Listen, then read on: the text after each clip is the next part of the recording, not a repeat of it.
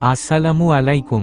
আজ আপনাদের জন্য ওয়াসেনা তহু আপুর লেখা নতুন একটি হেদায়েত পাওয়ার গল্প নিয়ে এসেছি। চলুন গল্পে ফিরে যায়। রাস্তার একপাশে দেখলাম খুব সুন্দর একটা বাচ্চা ছেলে দাঁড়িয়ে আছে। বয়স হয়তো 5 থেকে 6 হবে। যেমন ফর্সা তেমন সুন্দর। তার সাথে পরেছে সাদা ছোট পাঞ্জাবি আর মাথায় ছোট সাদা টুপি। দেখে মনে হচ্ছে বড় কোনো মাওলানা সাহেব।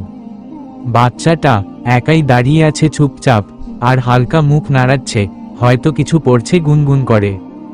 আমার পাশে নীলা ছিল, ওকে ইশারা করে দেখালাম। নীলাও বলল, অসাধারণ তো দেখতে বাচ্চাটা। আমার খুব আগ্রহ হচ্ছিল বাচ্চাটার কাছে যাওয়ার। আমি আর নীলা রাস্তা পার হয়ে বাচ্চাটার কাছে গেলাম। ওর কাছে গিয়ে ওর গালে হাত দিয়ে বলি, বাবু তোমার নাম কি, বাসা কোথায়, তুমি এখানে একা কেন? বাচ্চাটা ভ্রু কুঁচকে আমার দিকে তাকালো, মনে হয় আমাকে ওর পছন্দ হয়নি। তারপর ওর গাল থেকে আমার হাত তাচ্ছিল্যভাবে সরিয়ে দিয়ে বলল, আপনি পূর্ণ পর্দার সহিত নেই, আমাকে স্পর্শ করবেন না, আমার সামনে আসবেন না, আপনাকে দেখাও আমার গোনাহ। কথাটা শুনে মনে হয় কয়েক সেকেন্ডের জন্য আমার মস্তিষ্কে রক্ত চলাচল বন্ধ হয়ে গেছিল। জীবনে এত বড় শকট পাইনি কখনো। নীলা আর আমি মূর্তির মতো দাঁড়িয়েছিলাম বাচ্চাটার দিকে তাকিয়ে। নীলা তখন বলল, কি শিক্ষা এসব, এতটুকু বাচ্চাকে বাবা মা এসব শেখায়? কোথায় বড়দের সাথে কেমন আচরণ করতে হবে তা শিখাবে, তা নয়, ছোট থেকে একপেশো ধর্মীয় গোঁড়ামি শেখাচ্ছে। ঠিক বলেছেন বোন, একপেশো আচরণ, কি করব বলুন, সমাজটাই যে একপেশো হয়ে গেছে।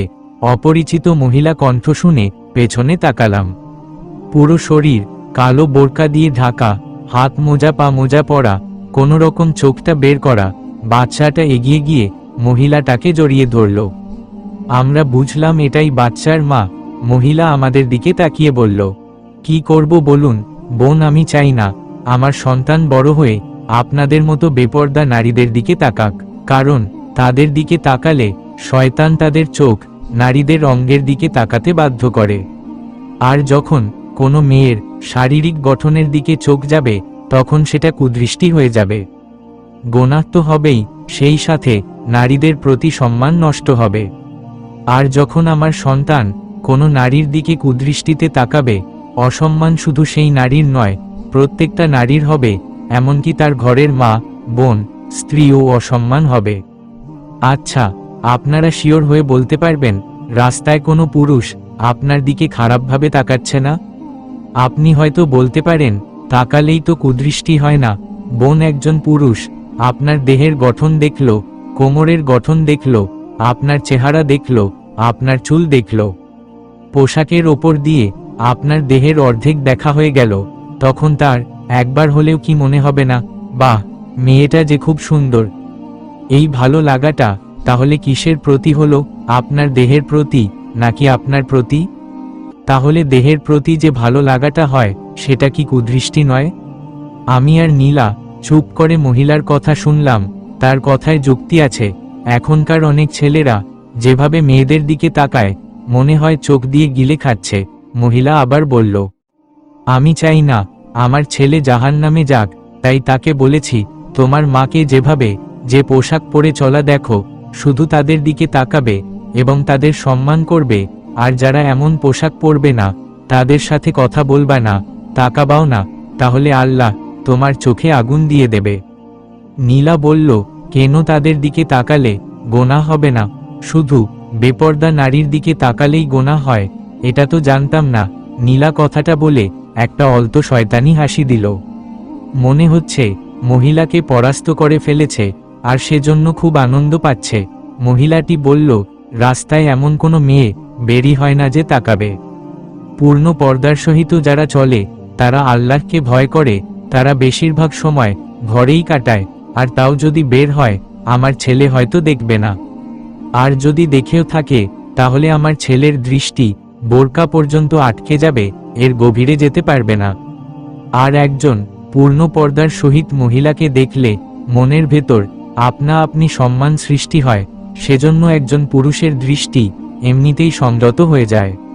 মহিলার যুক্তি দেখে আমি আর নীলা কিছু বলার আর সাহস পেলাম না। নীলার মুখটা শুকিয়ে গেল, কিছুক্ষণ যে তার আনন্দে দেওয়া শয়তানি হাসিটা আর নেই। আমি কি বলবো বুঝতে পারছি না। ওনার কথা তো ঠিক, রাস্তায় যত মেয়েরা বের হয় খুব কমই পূর্ণ পর্দার সহিত মহিলাদের দেখা যায়। আর সত্যি বলতে তাদের দেখলেই আসলেই অন্যরকম একটা রেসপেক্ট কাজ করে। মহিলাটা আবার বলল, বোন, কিছু মনে করেন না, অনেক কিছু বলে ফেললাম আপনাদের। কোনো কথায় কষ্ট পেলে মাফ করে দিয়েন। আর আমার ছেলের ব্যবহারের জন্য আমি দুঃখিত। আমি তখন মুচকি হাসি দিয়ে বললাম, না আপু, আপনার কথায় যুক্তি আছে, কিছু মনে করিনি। আমি বাচ্চাটার দিকে তাকালাম, কিন্তু তার দৃষ্টি আমাদের দিকে নয়। সে মনোযোগ দিয়ে তার আঙ্গুলের ঘর গুনছে। আমি মহিলাকে জিজ্ঞাসা করলাম, আপু, আপনার বাবু কি করছে? হাতের আঙ্গুলের সাথে মহিলা বলল, জিকির করছে। আচ্ছা আপু, আসি, ওকে নিয়ে মাদ্রাসায় যেতে হবে। ওর আব্বু দাওয়ার কাজে বাইরে গেছে, তো তাই আমাকে যেতে হবে। আসি আপু, আসসালামু আলাইকুম। মহিলা চলে গেল। নীলা আমাকে জিজ্ঞাসা করল, আচ্ছা ওহু, দাওয়া কি রে? আমি বললাম, জানি না। নীলা আর আমি হাঁটতে শুরু করলাম। আমার মুডটা চুপচাপ হয়ে গেল, কেন তা জানি না। নীলা বলল, আচ্ছা ও, তোর কি মনে হয় না ধর্ম আমাদের গৃহ বন্দী করে রাখে, স্বাধীনতা কেড়ে নেয়? দেখ তুই ভেবে, এই যে পর্দা, এটা কত কঠিন। সব কিছু ঢেকে রাখা, দম বন্ধ হয়ে যায় না। তারপর এভাবে চললে চাকরি করা যায় না, শুধু স্বামী সন্তান নিয়ে পড়ে থাকতে হয়। একটা খাঁচায় বন্দি করা মতো জীবন না বল? আমি দাঁড়িয়ে নীলার দিকে তাকিয়ে বললাম, তোর কি মনে হলো ওই মহিলার ভেতর এমন কোনো আফসোস আছে এই বন্দি জীবন নিয়ে? তার কথা শুনেই মনে হচ্ছে সে গর্বিত এইভাবে নিজের জীবনকে পরিচালনা করে। নীলা বলল, তাও ঠিক, কিন্তু এর ভেতরে ওরা কি জীবনের আনন্দ উপভোগ করতে পারে? এমন বন্দি জীবনে ওরা কি আনন্দ পায়? আমি বললাম, কিছু তো একটা নিশ্চয়ই আছে এর ভেতর, এমন কোনো আনন্দ যা সব আনন্দের থেকে আলাদা। নীলা বলল, কি জানি, হয়তো বা। আচ্ছা বাদ দে, ক্যাম্পাসে চল। আমি আর নীলা ক্যাম্পাসের দিকে যেতে লাগলাম। আমার মাথার ভেতরে বাচ্চাটার কথাগুলো ঘুরছে, সেই সাথে মহিলার কথাগুলো। আমি আনমনে হাঁটছিলাম, হুট করে কেউ যেন হাত ধরে টান দিল। কি ব্যাপার ম্যাডাম, আপনি কি চোখ বন্ধ করে হাঁটছিলেন? এখনই গাছের সাথে ধাক্কা খেতেন। আমাকে কি চোখে পড়ে না? হৃদের কথায় ঘোর কাটল আমার। আনমনে কি ভাবতে ভাবতে কোথায় যাচ্ছি সেটাও খেয়াল নেই। আমি হৃদের দিকে সরল দৃষ্টিতে তাকালাম, এটা বুঝাতে যে আসলে আমি খেয়াল করিনি। হৃদ আমার দিকে তাকিয়ে মুচকি মুচকি হাসছে। আমি দৃষ্টি নামিয়ে নিলাম। হৃদ আমার হাত ধরে নিচে ঘাসের ওপর বসালো। আমিও চুপচাপ বসলাম, কিন্তু আমার কিছু ভালো লাগছে না। সেটা কিভাবে বুঝাবো বুঝতে পারছি না। কেন খারাপ লাগছে সেটাও বুঝতে পারছি না। হৃদ আমার চেহারার ভেতর বিষণ্ণ ভাব দেখে জিজ্ঞাসা করল, কি ব্যাপার ওহু, তোমার কিছু হয়েছে? মন খারাপ নাকি? আমি মাথা নেড়ে বললাম, না। হৃদ বলল, তোমাকে কতবার বলেছি মাথা নেড়ে উত্তর দিবা না, মুখে বলবা। আমি হৃদকে বুঝাতে পারি না, যখন আমার খারাপ লাগে তখন আমি কথা বলতে পারি না। হৃদ বলল, আমি বুঝতে পারছি তোমার কিছু একটা হয়েছে, কিন্তু তুমি বলতে চাইছো না। আচ্ছা চলো ঘুরে আসি কোথাও, আজ ক্লাস করার দরকার নেই। যেহেতু ম্যাডামের মন খারাপ, তাই আগে মন ভালো করে আসি। আমি তখন কি বলবো বুঝতে পারছি না। আমার তো যেতে ইচ্ছে করছে না, কিন্তু কি করি? হৃদকে বললাম, আমার আজ একটা ইম্পর্টেন্ট ক্লাস আছে, আর আমার মন খারাপ না, তুমি ভুল ভাবছো। আচ্ছা আমি আসি, ক্লাস শেষে কথা হবে, বাই। হৃদকে আর কিছু বলার সুযোগ না দিয়ে দ্রুত ক্লাসে চলে আসলাম। হৃদের সাথে আমার সম্পর্ক ভার্সিটিতে ওঠার কয়েক মাস পর হৃদ আমাকে প্রথম প্রপোজ করে। নতুন আসার পর আমি তেমন পাত্তা দিয়ে নাই, কিন্তু হৃদ পিছু ছাড়েনি। আস্তে আস্তে দুর্বল হয়ে যায় আমিও। আমাদের সম্পর্ক হয়েছে 6 থেকে 7 মাসের মতো। এর আগে নিজেকে পড়াশোনার ভেতরে ডুবিয়ে রাখতাম, তাই এসব থেকে দূরে ছিলাম, কিন্তু অনার্সে ওঠার পর তা আর সম্ভব হয়নি। হৃদ অবশ্য আমাকে অনেক ভালোবাসে, কিন্তু আমি কতটুকু বাসি জানি না। পুরো ক্লাসে আমার মনোযোগ ছিল না, শুধু চিন্তা করছি, কিন্তু কি চিন্তা করছি জানি না। ক্লাস শেষ হয়ে গেল, আমার আর ভালো লাগছে না, নিজেকে কিছুক্ষণ একা রাখতে মন চাইছে। ক্লাস থেকে বেরিয়ে নীলাকে ডেকে বললাম, হৃদকে বলে দিস ও বাড়িতে চলে গেছে, ওর খারাপ লাগছে তাই। নীলাকে বলে বেরিয়ে এলাম। রাস্তায় আসতেই কেমন যেন অস্বস্তি হতে লাগলো। কেউ আমার দিকে তাকালে মনে হচ্ছে সে আমার সব কিছু দেখে ফেলছে। আমার শরীরে পরা আছে 3 পিস জিন্স প্যান্ট আর ওড়না গলায় পেঁচানো, তবুও আমার মনে হচ্ছে কিছু পরিনি। একটা বাজে অস্বস্তি হতে লাগলো। মনে হতে লাগলো সবাই আমার সব কিছু হয়তো দেখে নিচ্ছে। এমন অস্বস্তির কারণে একটা রিক্সা নিয়ে দ্রুত বাড়ির দিকে চলে গেলাম। বাড়িতে ঢুকতেই মা জিজ্ঞাসা করলো, কি রে, আজ এত তাড়াতাড়ি চলে এলি, কিছু হয়েছে? আমি বললাম, না মা, ক্লাস শেষ তাই চলে এলাম। তাই বলে ঘরে চলে এলাম। মাকে কেন জানি কিছু বলতে ইচ্ছা করলো না। ঘরে এসে গোসলে ঢুকে পড়লাম। বেশ কিছুক্ষণ ধরে শাওয়ার নিলাম, কিন্তু রাস্তায় বেরিয়ে অস্বস্তি হচ্ছিল কেন বুঝলাম না। ওই মহিলার কথায় মাথায় কিছু ঢুকছে না, একটু ফ্রেশ লাগছিল। আস্তে আস্তে দাদার ঘরের দিকে গেলাম। দাদি মারা গেছে 5 বছর আগে। দাদি যখন বেঁচে ছিল তখন দাদা দাদি গ্রামে থাকত। দাদির মৃত্যুর পর বাবা দাদাকে শহরে নিয়ে আসে। দাদা দাদি দুজনেই খুব ধার্মিক ছিল। দাদা এখনো অনেক ধার্মিক, সব সময় নিজের ঘরে থাকে, শুধু আজানের সময় মসজিদে যায় আর তার ঘরে খাবার পৌঁছে দিতে হয়। দাদা থাকতে চাই না, গ্রামে থাকায় তার পছন্দ, কিন্তু বাবা দাদাকে যেতে দেয় না। দাদার সাথে খুব একটা ভাব নেই। আমার দাদা সব সময় একা থাকে বলে দাদার কাছে তেমন যাওয়া হয় না। ছোটবেলায় নাকি দাদার কাছে যাওয়ার জন্য খুব কাঁদতাম, কিন্তু বড় হওয়ার পর দাদার কাছে তেমন যাওয়া হয় না। কিন্তু আজ মনে হচ্ছে দাদার কাছে গেলে খুব ভালো লাগবে। কেন ভালো লাগবে জানি না। দাদার ঘরের সামনে গিয়ে দেখি দাদা আঙ্গুলের ঘর গুনছে। তা দেখে হঠাৎ বাচ্চাটার কথা মনে পড়ল। আমি নিঃশব্দে ভিতরে ঢুকলাম। দাদাকে চোখ বন্ধ করে আছে, অথচ ঘরে ঢুকতেই বলল, ওহ দাদু, আয় বস, এটা আজ নতুন না। দাদা চোখ বন্ধ করে রাখলেও বুঝতে পারে কে আসছে। আমি দাদার কাছে শুনলাম, আচ্ছা দাদা, তুমি কিভাবে বোঝো কে আসছে? তুমি তো চোখ বন্ধ করে থাকো। দাদা খিলখিল করে হাসে বাচ্চাদের মতো আর বলে, তোদের পায়ের আওয়াজ যে আমার মুখস্থ। আমি অবাক হলাম, আওয়াজ কিভাবে মুখস্থ হয় কে জানে। আমি কিছু বলার আগে দাদা বলল, কি হয়েছে বল। আমি বললাম, কি হবে, কেন, আমি এমনি আসতে পারি না। দাদা বলল, অবশ্যই পারিস, তবে আমি বুঝতে পারছি তোর মনের ভেতর কিছু একটা নিয়ে পেরেশানি চলছে। আমি আবারও অবাক হলাম, দাদা এত বোঝো কিভাবে? দাদা বলল, তোর কণ্ঠ শুনে বুঝতে পেরেছি, এখন বল কি হয়েছে। আমি বললাম, বলবো, কিন্তু তুমি তার আগে বলো, তুমি এত ধার্মিক, এত নামাজ কালাম পড়ো, কিন্তু বাবা কেন পড়ে না? বাবা তোমার মতো নয় কেন? দাদা আমার দিকে তাকিয়ে হেসে বলল, এতদিন পর এসব কথা কেন মনে হলো? তুই তো কোনো দিন এমন প্রশ্ন করিসনি। আমি বললাম, জানি না কেন মনে হলো, কিন্তু জানতে ইচ্ছে করছে, বলো না প্লিজ। দাদা বলল, আচ্ছা তাইলে শোন, আমি কখনো এত ধার্মিক ছিলাম না। তোর দাদি অনেক নামাজি ছিল আর কঠোর পর্দা করত।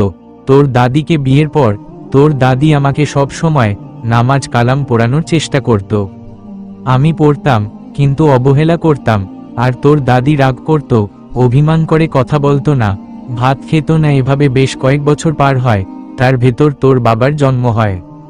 তোর দাদির জন্য টুকটাক নামাজ কালাম পড়তাম, কিন্তু মন থেকে আল্লাহর ভক্তি ছিল না। এরপর তোর দাদি তোর বাবাকে মাদ্রাসায় ভর্তি করাতে বলে ভর্তি করাই, কিন্তু তোর বাবা ছিল মহা দুষ্টু। মাদ্রাসা থেকে পালিয়ে যেখানে সেখানে চলে যেত। কয়েক বছর চেষ্টা করি, কিন্তু পারিনি। তারপর বাধ্য হয়ে স্কুলে ভর্তি করাই। তোর বাবা আমাদের একমাই সন্তান। এরপর বাচ্চা হলেও মারা গেছে কোনো না কোনোভাবে। তোর দাদি তার জন্য আমাকে দায়ী করত, কারণ আমি ঠিকঠাক ধর্ম মেনে চলতাম না। কিন্তু আমি সে সব কথায় কান দিতাম না। আসলে আল্লাহ না চাইলে ধর্ম বেটে খাওয়ালেও তার হেদায়েত আসে না। যাই হোক, তোর বাবাকে স্কুলে ভর্তির পর সেখানে তোর বাবা বেশ ভালোই পড়াশোনা করল। এভাবে পার হয়ে যায় আরও কয়েক বছর। তোর দাদি সব সময় আমাকে আর তোর বাবাকে নামাজ কালাম ধর্মের পথে রাখার চেষ্টা করত, কিন্তু আমরাই কথা শুনতাম না। ছেলে মানুষকে কি সহজে বাগে আনা যায়? এরপর তোর বাবা যখন ইন্টার পরীক্ষা দিল, তখন আমার এক পুরনো বন্ধুর সাথে কাকতালীয়ভাবে দেখা হয়েছিল। সেই বন্ধু ছিল খুব ধার্মিক, সে আমার ছোটবেলার বন্ধু ছিল। যাই হোক, দেখা হলে বাড়িতে আনি, খাওয়া দাওয়া হয়, অনেক গল্প হয়। তখন আমার বন্ধু গল্পে গল্পে বলে এক বড় ইসলামিক সম্মেলন হবে, দেশ বিদেশে থেকে অনেক মানুষ যাবে, 40 দিনের সফর। আমাকে যেতে বলে, কিন্তু আমি রাজি হয় না, আমার খুব একটা আগ্রহ ছিল না, আর এতদিন বাড়ি ছেড়ে থাকতে চাইনি। কিন্তু তোর দাদি জেদ ধরে, না গেলে সে আমার সংসারই করবে না। বাধ্য হয়ে গেলাম। যাওয়ার পর কয়েকদিন খুব একটা ভালো লাগতো না, কিন্তু আস্তে আস্তে বেশ ভালো লাগে।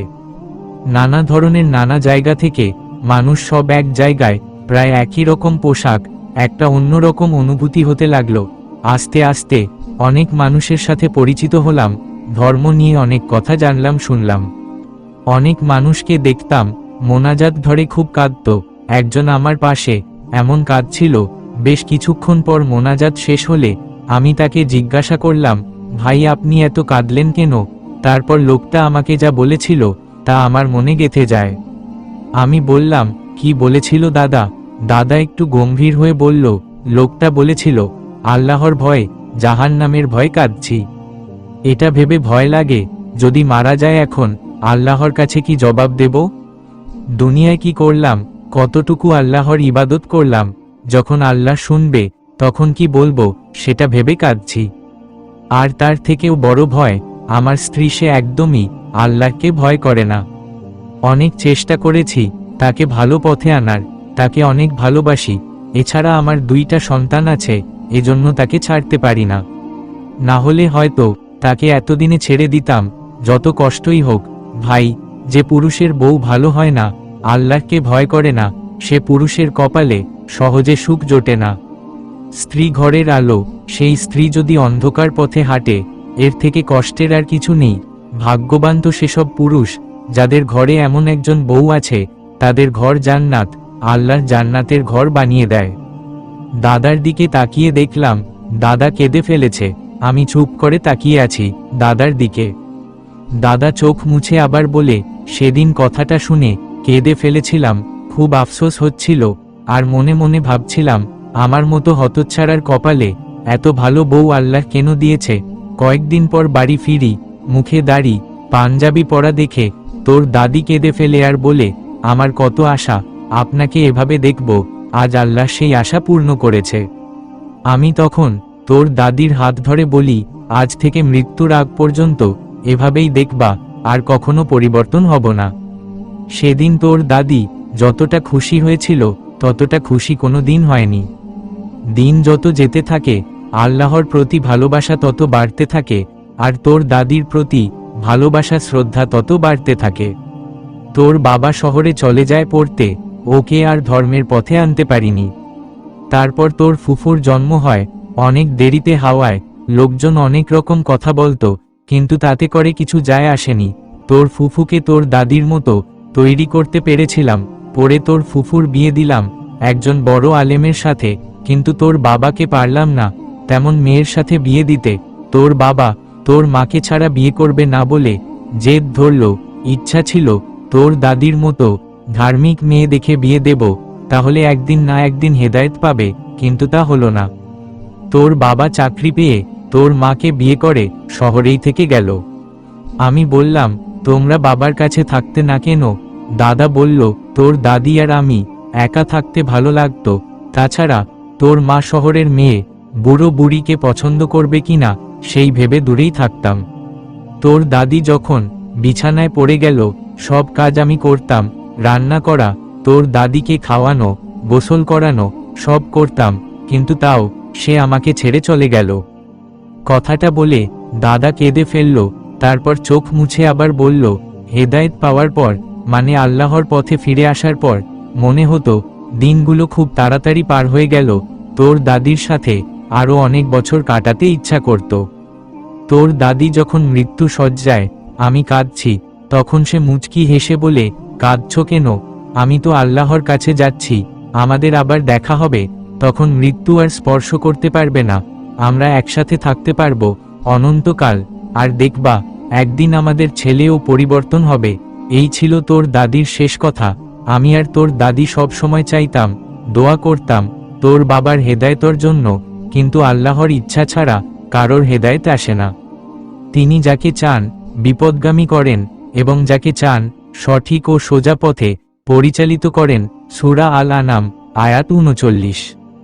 আল্লাহ চাইলে পৃথিবীর সবাইকে হেদায়াতের উপর ঐক্যবদ্ধ করে দিতে পারতেন, আর যাদের দেরিতে হলেও হেদায়েত আসে তাদের জীবনে কোনো না কোনো কিছু নিশ্চয়ই ঘটতে বা হতে পারে, তা অতি সাধারণ ঘটনা। আমি বললাম, আচ্ছা, হেদায়েত যারা পায় নিশ্চয়ই আল্লাহ তাদের কোনো না কোনো কারণে হেদায়েত দেয়, সেই কারণটা কি দাদা? দাদা বলে, অনেক কারণ হতে পারে। হয় আল্লাহ তাকে ভালোবাসে, তাই আল্লাহ চাই সে ভালো হয়ে যাক, আল্লাহর দিকে ফিরে আসুক। আবার কারোর বা কোনো সত্যিকারের মুমিন ব্যক্তির দোয়ার জন্য হতে পারে, যেমন তোর দাদি আমার হেদায়েতের জন্য দোয়া করত সব সময়। তোমরা তো আব্বুর জন্য দোয়া করতে, আর তুমি তো এখনো করো, তাহলে আব্বু কেন পরিবর্তন হয়নি? দাদা বলল, আল্লাহ মালিক ভালো জানে, আল্লাহ যদি আমাদের দোয়া কবুল করে একদিন নিশ্চয়ই হবে, কিন্তু সেই হেদায়েতের পেছনে কোনো না কোনো ছোট বা বড় ঘটনা নিশ্চয়ই ঘটে, যেটা মাথার ভেতর গেঁথে যায়। আমি চুপ হয়ে গেলাম। আমার মনের ভেতরও ওই বাচ্চাটার কথা আর তার মায়ের কথা গেঁথে গেছে। আমি দাদার দিকে তাকিয়ে বললাম, দাদা, ইসলাম কি মেয়েদের অতিরিক্ত শাসনে রাখে না, তাদের স্বাধীনতা কেড়ে নেয় না? দাদা আমার দিকে তাকিয়ে হো হো করে হাসল। আমি ভ্রু কুঁচকে বললাম, হাসছ কেন? দাদা বলল, তোর কেন মনে হয় ইসলাম মেয়েদের অতিরিক্ত শাসনে রাখে, স্বাধীনতা কেড়ে নেয়? আমি বললাম, কেন আবার? এই যে কঠিন পর্দা করতে হয়, চাকরি করতে নিষেধ করে, আবার স্বামী সেবা যত্ন করতে বলে। আমার তো মনে হয় শুধু ছেলেদেরই বেশি সুযোগ দেয় ইসলাম। দাদা বলল, আমি যদি বলি এগুলা সব ঠিক আবার ভুল? আমি বললাম, ঠিক আবার ভুল দুটোই কিভাবে হয়? দাদা বলল, আচ্ছা, তাইলে যা বলবো মনোযোগ দিয়ে শুনবি আর বুদ্ধি দিয়ে বুঝবি। আমি একটু নড়েচড়ে বসলাম। এবার দাদা বলতে শুরু করলো, আগে বুঝতে হবে ইসলাম মেয়েদের পর্দা কেন করতে বলে। মেয়েদেরকে ইসলাম সর্বোচ্চ মর্যাদা দিয়েছে এবং তাদের মূল্য এতটাই যে তাদেরকে সুরক্ষিত করার জন্য এই পর্দার বিধান দেওয়া হয়েছে। আমি বললাম, কেমন মর্যাদা দেওয়া হয়েছে?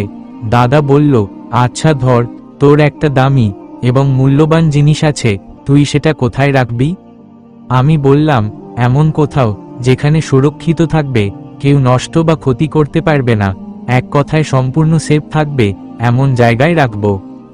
দাদা বলল, মানুষ পর্দা করে দুটো উদ্দেশ্যে, একটা আল্লাহর সন্তুষ্টির জন্য, মৃত্যুর পর জাহান্নাম থেকে রক্ষা পাওয়ার জন্য, আর একটা দুনিয়ার বিভিন্ন সমস্যা থেকে বাঁচার জন্য।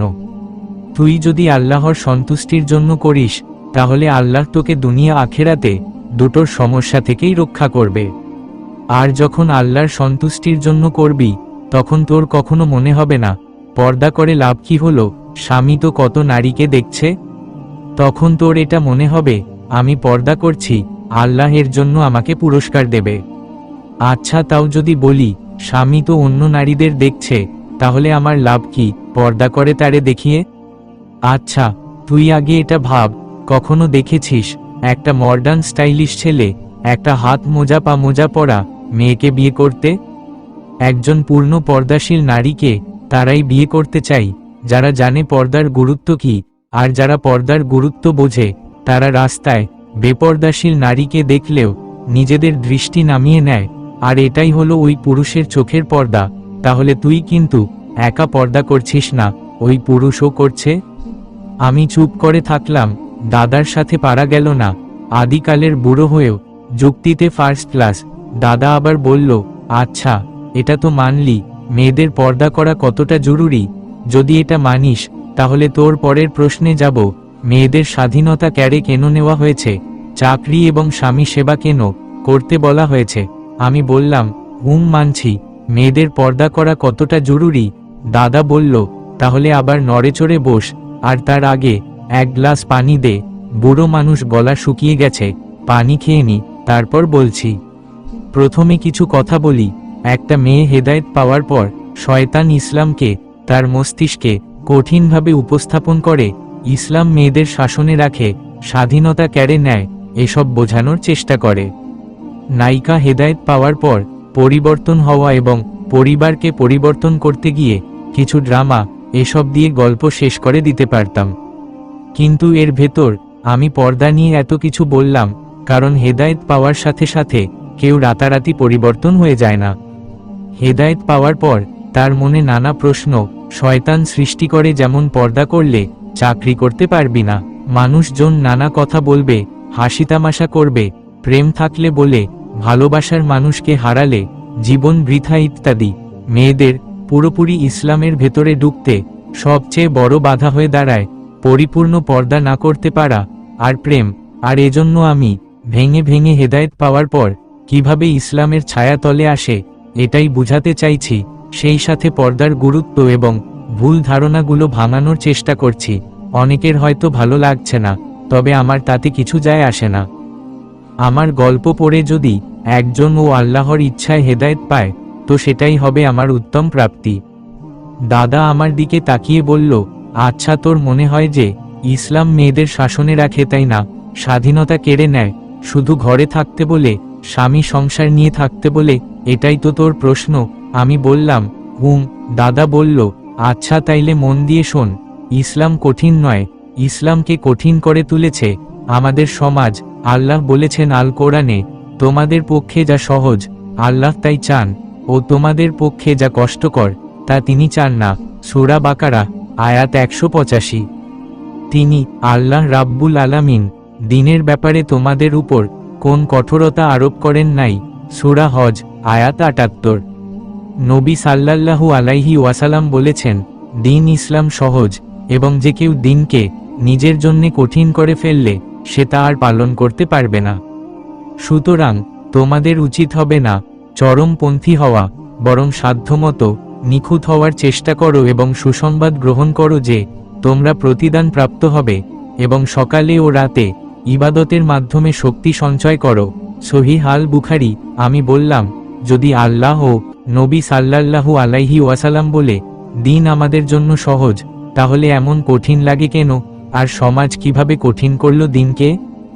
দাদা বলল, আচ্ছা একটা বিষয় ভাব, ইউরোপের দেশ যেখানে সবাই মডার্ন জামা কাপড় পরে এবং সব প্রতিষ্ঠানে মানুষ শার্ট প্যান্ট ও আধুনিক কাপড় পরে চাকরি করে, সেখানে যদি কোনো মেয়ে বোরকা পরে, হাত মোজা পা মোজা পরে এবং সেভাবে চাকরি করতে চাই, তাহলে কি তা সহজ হবে? আমি বললাম, না, কঠিন হবে। দাদা বলল, ঠিক এমনি আমাদের সমাজ হয়ে গেছে অন্যরকম, আল্লাহর বিধান মতো চলে না। ইসলাম এমনি একটা ধর্ম যেখানে রাষ্ট্র চালানো থেকে শুরু করে একজন মানুষ কিভাবে তার জীবন চালাবে তা সবই বলা আছে, কিন্তু আমাদের সমাজ তা মানে না। ধর, যদি আমাদের দেশে নিয়মটা এমন হতো যে মেয়েদের স্কুল, কলেজ, ভার্সিটি, মার্কেট, হাসপাতাল সব আলাদা এবং পুরুষদেরও আলাদা, শুধু বিশেষ প্রয়োজনে মহিলারা পুরুষের শরণাপন্ন হবে, তাছাড়া সব আলাদা, এবং মেয়েদের সব প্রতিষ্ঠানে শুধু মেয়েরা চাকরি করবে, তাহলে ভাব কত মেয়েরা চাকরি করতে পারত খুব সহজে পর্দা অক্ষুণ্ণ রেখে। তাহলে এই ক্ষেত্রে ইসলাম মেনে চলা সহজ না কঠিন হতো? আমি বললাম, অনেক সহজ হতো। দাদা বলল, সহজ হতো, সেই সাথে মেয়েরা সুরক্ষিত হতো। আমাদের সমাজ ব্যবস্থা ভালো না, আর এই নড়বড়ে সমাজ ব্যবস্থার কারণে যখন কেউ ইসলাম পরিপূর্ণভাবে মেনে চলতে চাই, তখন ইসলাম মেনে চলা কঠিন মনে হয়, কারণ ইসলামী সমাজ ব্যবস্থা অনেক উপরে এবং উন্নত বর্তমান সমাজ ব্যবস্থার থেকে।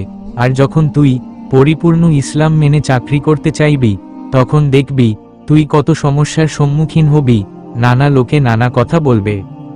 কিন্তু তুই অনেক আরব বিশ্বে দেখবি মেয়েরা ব্যবসা করে, চাকরি করে পর্দার ভেতরে থেকে, তাদের কাছে ইসলাম কঠিন মনে হয় না, কারণ ওদের সমাজ ব্যবস্থাটা ইসলাম কেন্দ্রিক।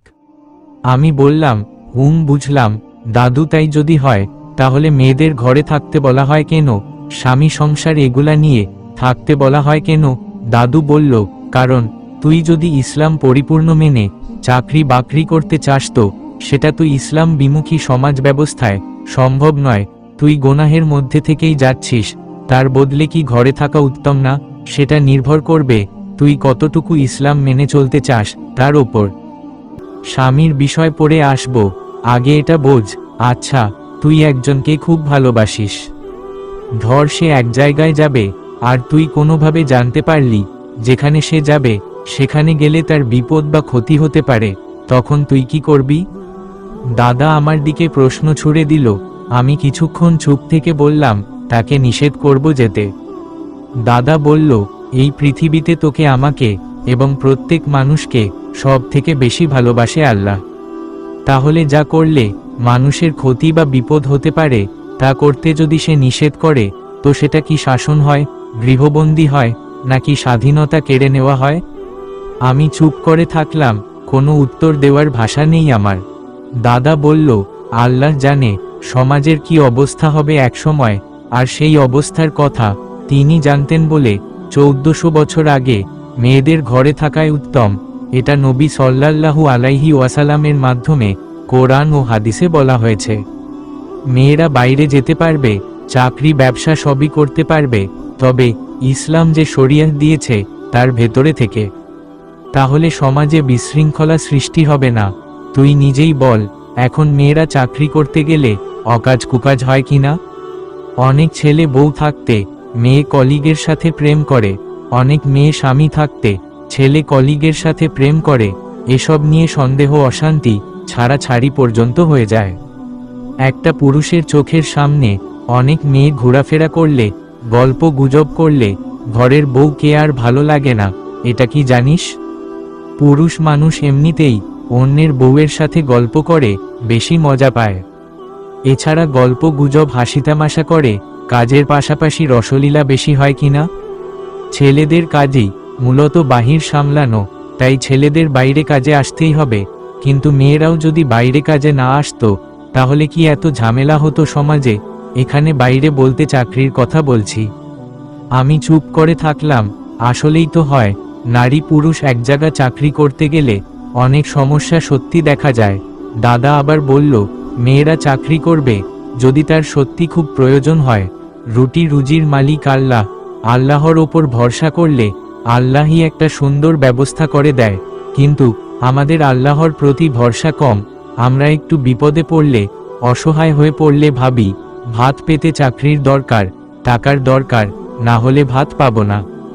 চাকরি তো মাধ্যম, কিন্তু আল্লাহ না চাইলে কোটি টাকা থাকলেও পেটে ভাত ঢুকবে না। কত বড় লোক আছে, তারা এমন জটিল রোগে আক্রান্ত যে সেলাইন ছাড়া কিছু শরীরে ঢুকানো যাবে না, তাদের তো টাকার অভাব নেই।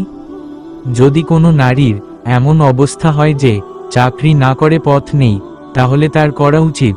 আর যদি এমন হয় সে বাবা মা অথবা স্বামীর ঘরে বেশ ভালোই আছে, তাহলে তার চাকরি করার কি প্রয়োজন? তুই একটু ভাব, তুই তো ভালো আছিস, ভাব তো জুটছে, তোর চাকরি হলেও ভালো, না হলেও ভালো, এখন তাও তুই চাকরিতে ঢুকলি। দেখা যাচ্ছে তুই না ঢুকলে হয়তো এমন কোনো মানুষ ঢুকতো যার সত্যি চাকরিটার প্রয়োজন। যদি আমাদের দেশে আইন এমন হতো যে নারী বা পুরুষদের আর্থিক অবস্থা ভালো, চাকরি না করলেও ব্যবসা করতে পারবে, এমন পুরুষদের চাকরি করা নিষেধ, তাহলে সমাজে কেউ বেকার থাকতো না। আমি চুপ করে শুনছি, কারণ দাদার কথায় যুক্তি আছে, তার বিপরীতে কি উত্তর দিব বুঝতে পারছি না। দাদা বলা থামালো না। আমরা সবাই দুনিয়ামুখী, দুনিয়াতে একটুও কষ্ট করতে চাই না, অথচ নবী সাল্লাল্লাহু আলাইহি ওয়াসাল্লাম, তার স্ত্রী ও মেয়েরা কত বেলা না খেয়ে কাটিয়েছে ঠিক নেই। তারা তো ছিল আল্লাহর প্রিয় বান্দা।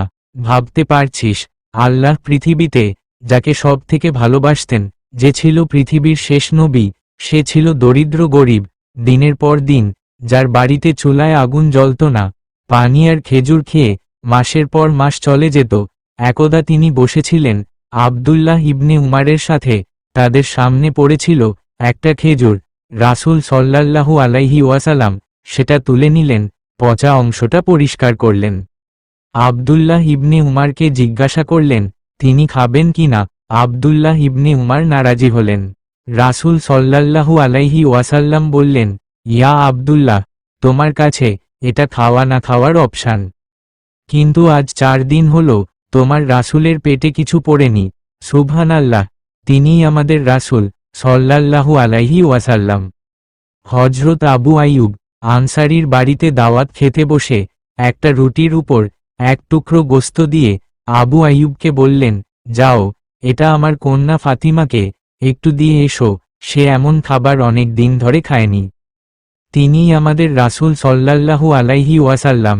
ক্ষুধার্ত সাহাবী ক্ষুধার জ্বালায় পেটে পাথর দেখালে তিনি নিজের জামা তুলে দেখালেন তার পেটে এর চাইতেও বেশি পাথর বাঁধা। যিনি কোন দিন এক তরকারির বেশি দিয়ে আহার করেননি, যার একটার বেশি জামা ছিল না, যার ঘর ছিল মাটির, বালিশ ছিল খেজুরের ছোবলা, তিনিই আমাদের রাসূল সাল্লাল্লাহু আলাইহি ওয়াসাল্লাম। পরিশেষে বলবো, রাসূল সাল্লাল্লাহু আলাইহি ওয়াসাল্লামকে তার জীবনে যে দুঃখ কষ্ট ও নির্যাতন ভোগ করতে হয়েছে, এটা মূলত ইসলামেরই বৈশিষ্ট্য। কত কষ্ট করেছেন আমাদের নবী সাল্লাল্লাহু আলাইহি ওয়াসাল্লাম, আর আমরা একটুও কষ্ট সহ্য করতে পারি না। দাদার চোখ দিয়ে টপ টপ করে পানি পড়ছে, খেয়াল করলাম আমার চোখেও পানি। আসলে আমরা সবাই লোভী, আসলেই লোভী, দুনিয়া দুনিয়া দুনিয়া, এছাড়া আমাদের মাথায় কিছু ঢোকে না। দাদা বলল, ওহু, একবার ভেবেছিস যাকে আল্লাহ এত ভালোবাসত তার জীবনে এত কষ্ট, অথচ আমরা একটু কষ্ট পেলেই হতাশ হয়ে যায়। আর বলি, আল্লাহ এত কষ্ট কেন দিলে? আমাদের আল্লাহর প্রতি ভরসা, বিশ্বাস, ধৈর্য একেবারেই ঠুনকো।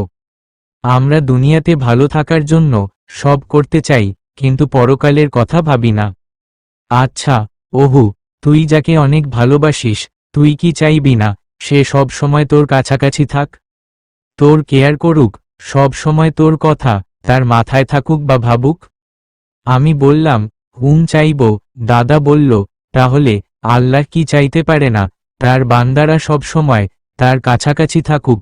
ও নামাজ পড়লে আল্লাহর কাছে যাওয়া যায়, কোরআন পড়লে আল্লাহর প্রতি তুই কতটুকু কেয়ারফুল তা বোঝা যায়, জিকির করলে তুই কতটুকু আল্লাহকে ভালোবাসিস, স্মরণ করিস তা বোঝা যায়। তুই যদি কোনো ছেলেকে ভালো না বাসিস, তার অনুভূতি না বুঝিস, তাহলে সে তোর জন্য হাজার কষ্ট পেলেও, তোকে হাজার ভালোবাসলেও সেই ভালোবাসা তোর হৃদয় স্পর্শ করবে না, কারণ তুই তো তাকে ভালোবাসিস না। এমনিভাবে আল্লাহকে যতদিন না ভালো না বাসতে পারবি, যতদিন না আল্লাহর তার বান্দাদের প্রতি কি অনুভূতি আছে তা না বুঝবি, ততদিন তোর মাথা থেকে দুনিয়ার প্রতি ভালোবাসা যাবে না। আর যখন আল্লাহকে ভালোবাসতে পারবি, তখন চাকরি করা, ভালো খাবার খাওয়া, ঘুরতে যাওয়া, সুখে থাকা, এই সব চিন্তা মাথা থেকে উধাও হয়ে যাবে। তখন একটা চিন্তায় ঘুরবে, কিভাবে বেশি ইবাদত করব, কিভাবে আল্লাহকে খুশি করব। কোনো একটা কাজ করতে গেলে মাথায় আসবে, এই কাজ করলে আল্লাহ নারাজ হবে না তো? কারণ যে যাকে ভালোবাসে সে সব সময় চাই তাকে খুশি করতে, তার কষ্ট লাগবে এমন কাজ না করতে।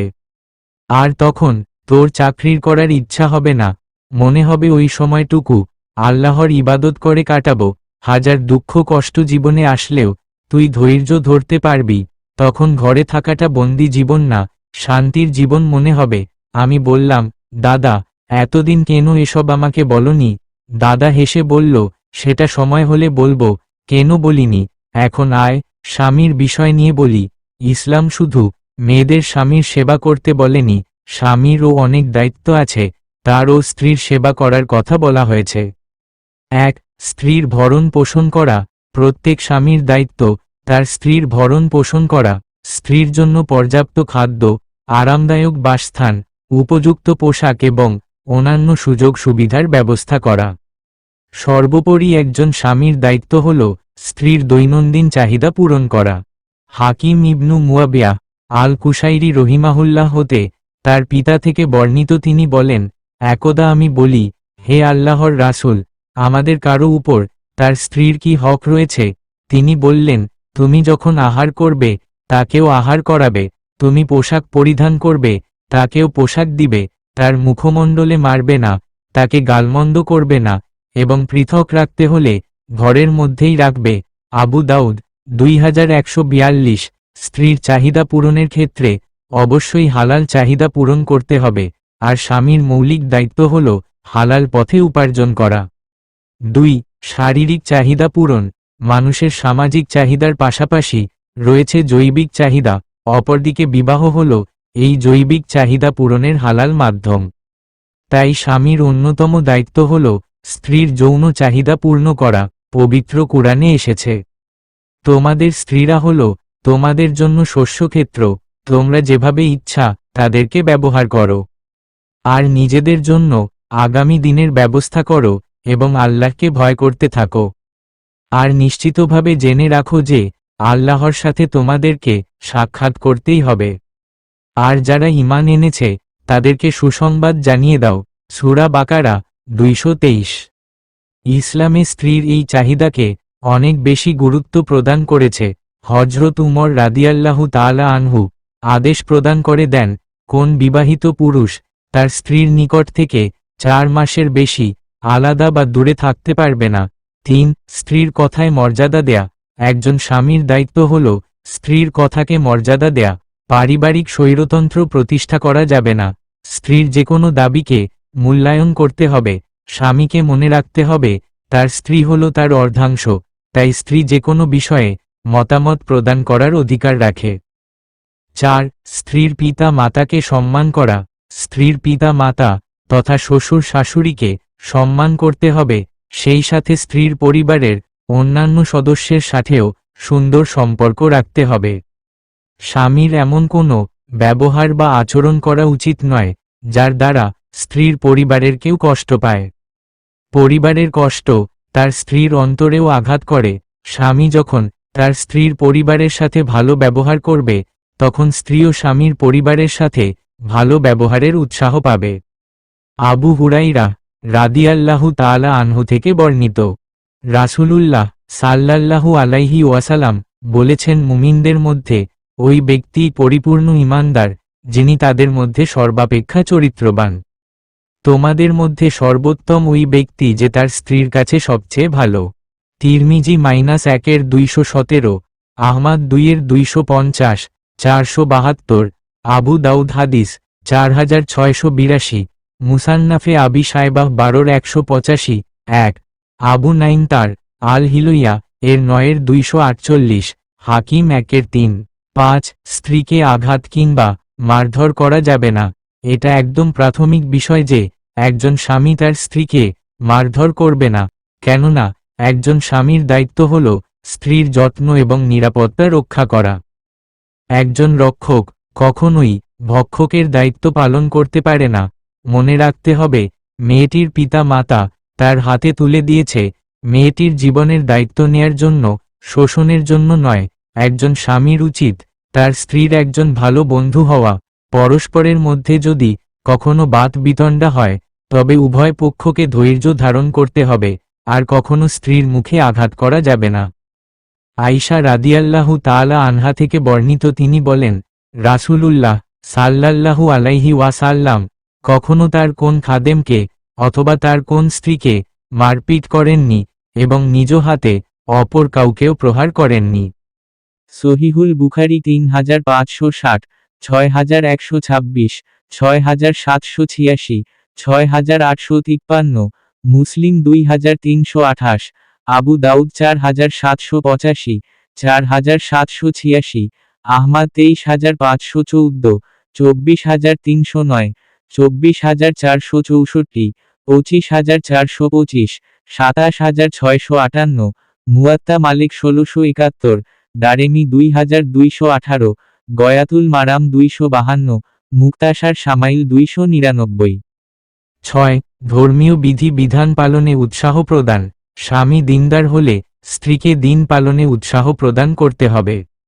স্ত্রীর ইসলামের জ্ঞান না থাকলে তাকে অবশ্যই ইসলামী জ্ঞান প্রদান করতে হবে। স্ত্রী যাতে প্রতিদিনের ইসলামী হুকুম পালন করতে পারে, এজন্য সর্বোচ্চ চেষ্টা করতে হবে। সে যাতে নামাজ পড়ে, এজন্য চাপ প্রয়োগ করতে হবে।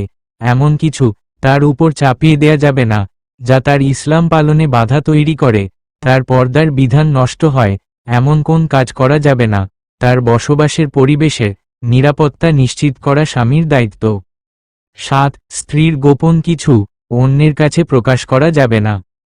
স্বামী এবং স্ত্রীর মধ্যে যখন কোন বিষয় সংঘটিত হয়, তা কখনোই অন্যের কাছে প্রকাশ করা যাবে না। প্রত্যেক স্বামী এবং স্ত্রীর দায়িত্ব হল তাদের গোপন কথা গোপন রাখা। 8. কৃতজ্ঞতা এবং প্রশংসা করা। স্বামীর উচিত স্ত্রীর প্রতিটি ভালো কাজে উৎসাহ প্রদান করা।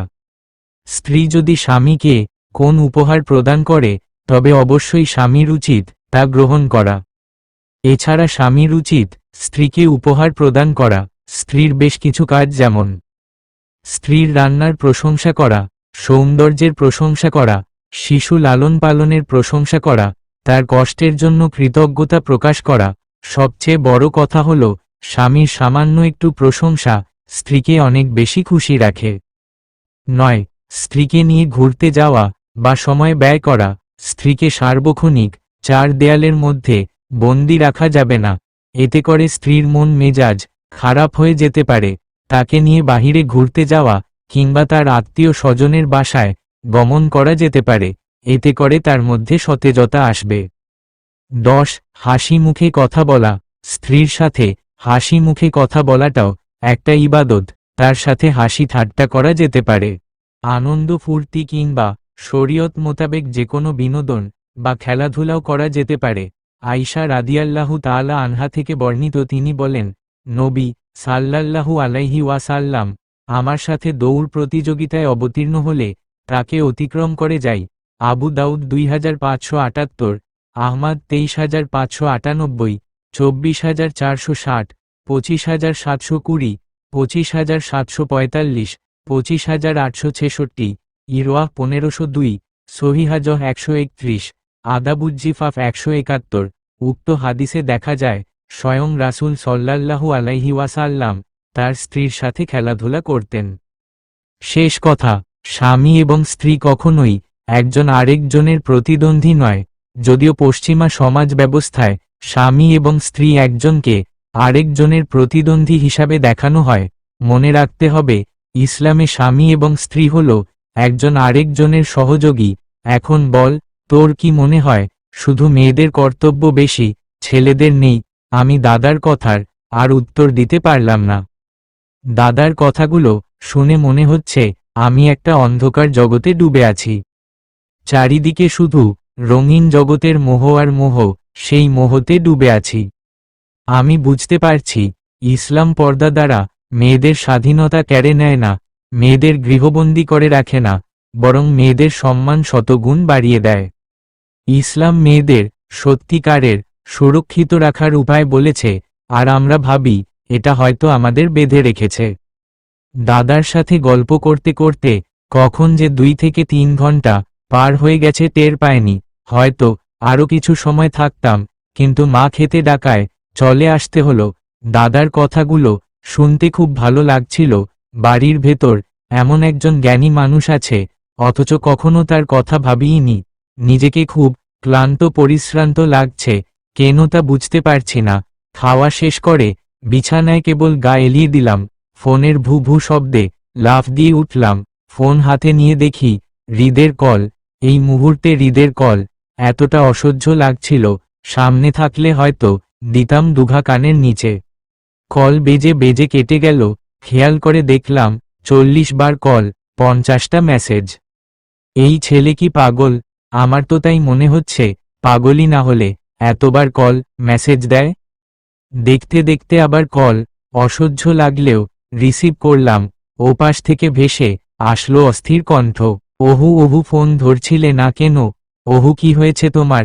আমার চিন্তায় মাথা খারাপ হয়ে যাচ্ছে। তুমি কোনো কিছু না জানিয়ে কেন চলে এলে? আমার ওর কথা কেমন জানি অসহ্য লাগছে। আমি বললাম, আমার কিছু হয়নি হৃদ, একটু ক্লান্ত লাগছিল তাই চলে এসেছি। আমাকে একবার জানাতে পারলে না? আচ্ছা ভালো, চলে গেছো তো একটা কল তো দিতে পারো, নাকি এটা করতেও ক্লান্ত লাগছিল? আমি বললাম, আমার এত কথা বলতে ভালো লাগছে না হৃদ, আমার রেস্ট প্রয়োজন, একা থাকতে চাই, প্লিজ লিভ মি এলোন। হৃদ নরম গলায় বলল, ঠিক আছে, যখন ভালো লাগবে একটা কল দিও, আমি অপেক্ষায় থাকব। আমি আর কিছু না বলে কেটে দিলাম।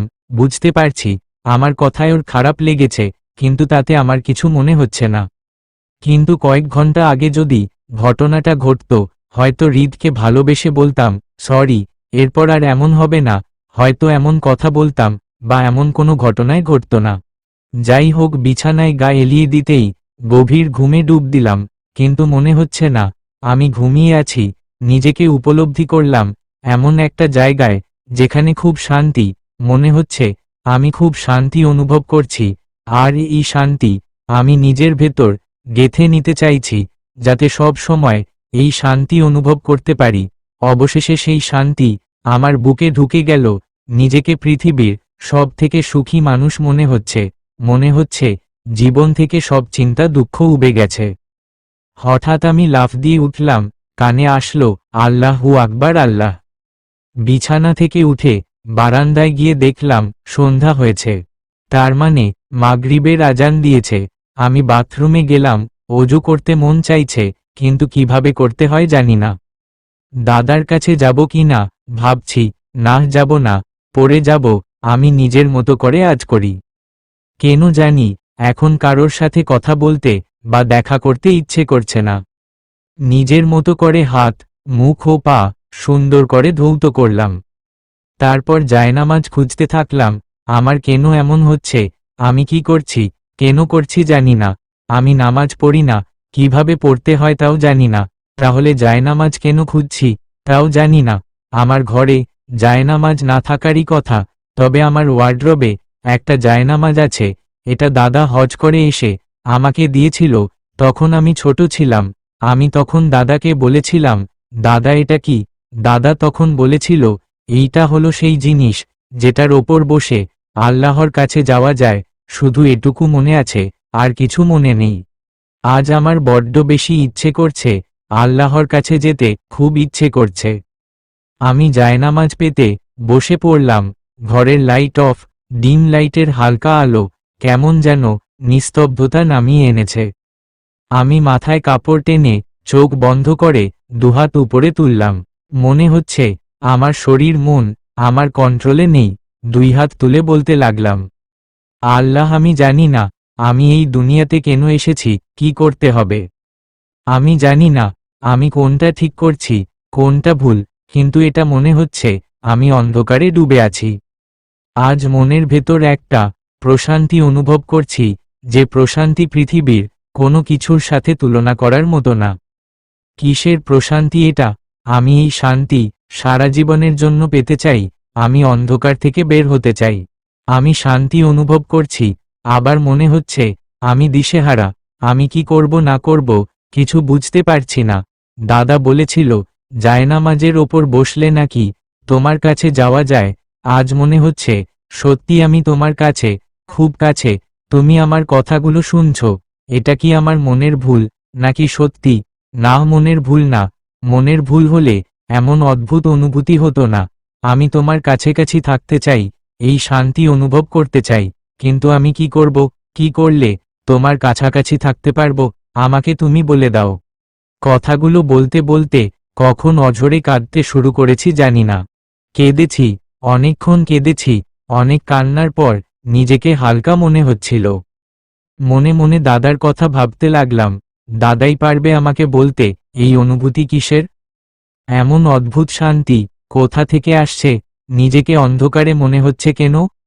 আমি আসলে কে? দুনিয়াতে আমার কাজ কি? এসব প্রশ্নের উত্তর দাদাই পারবে দিতে।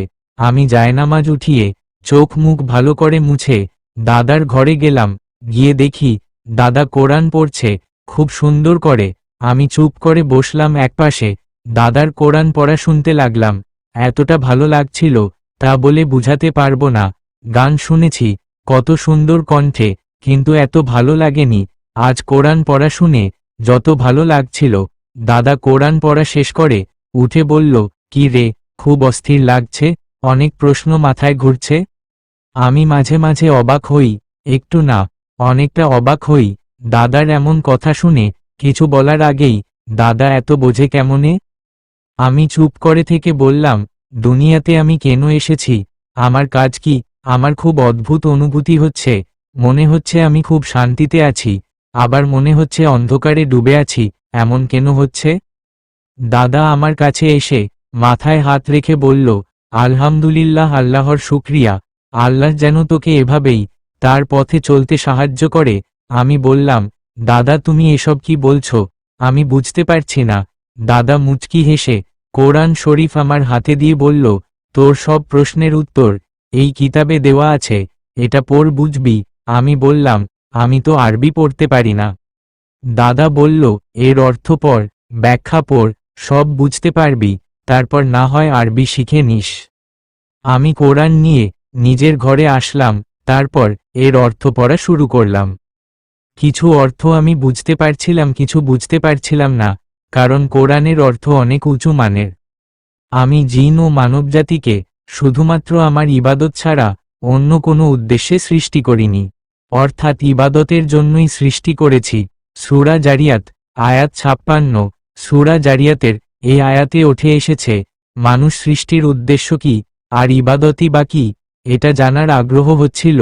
দাদা হয়তো আগে থেকেই বিষয়টা বুঝেছিল, তাই কোরআন দেওয়ার সময় সাথে কিছু বইও দিয়েছিল আর বলেছিল, যেটা না বুঝবি এখানে খুঁজবি, বইয়ের ওপরে লেখা আছে তাফসির। বুঝতে পারলাম এটা কোরআনের ব্যাখ্যা। সূরা জারিয়াতের এই আয়াতের ব্যাখ্যা খুঁজে বের করলাম, তারপর পড়তে শুরু করলাম।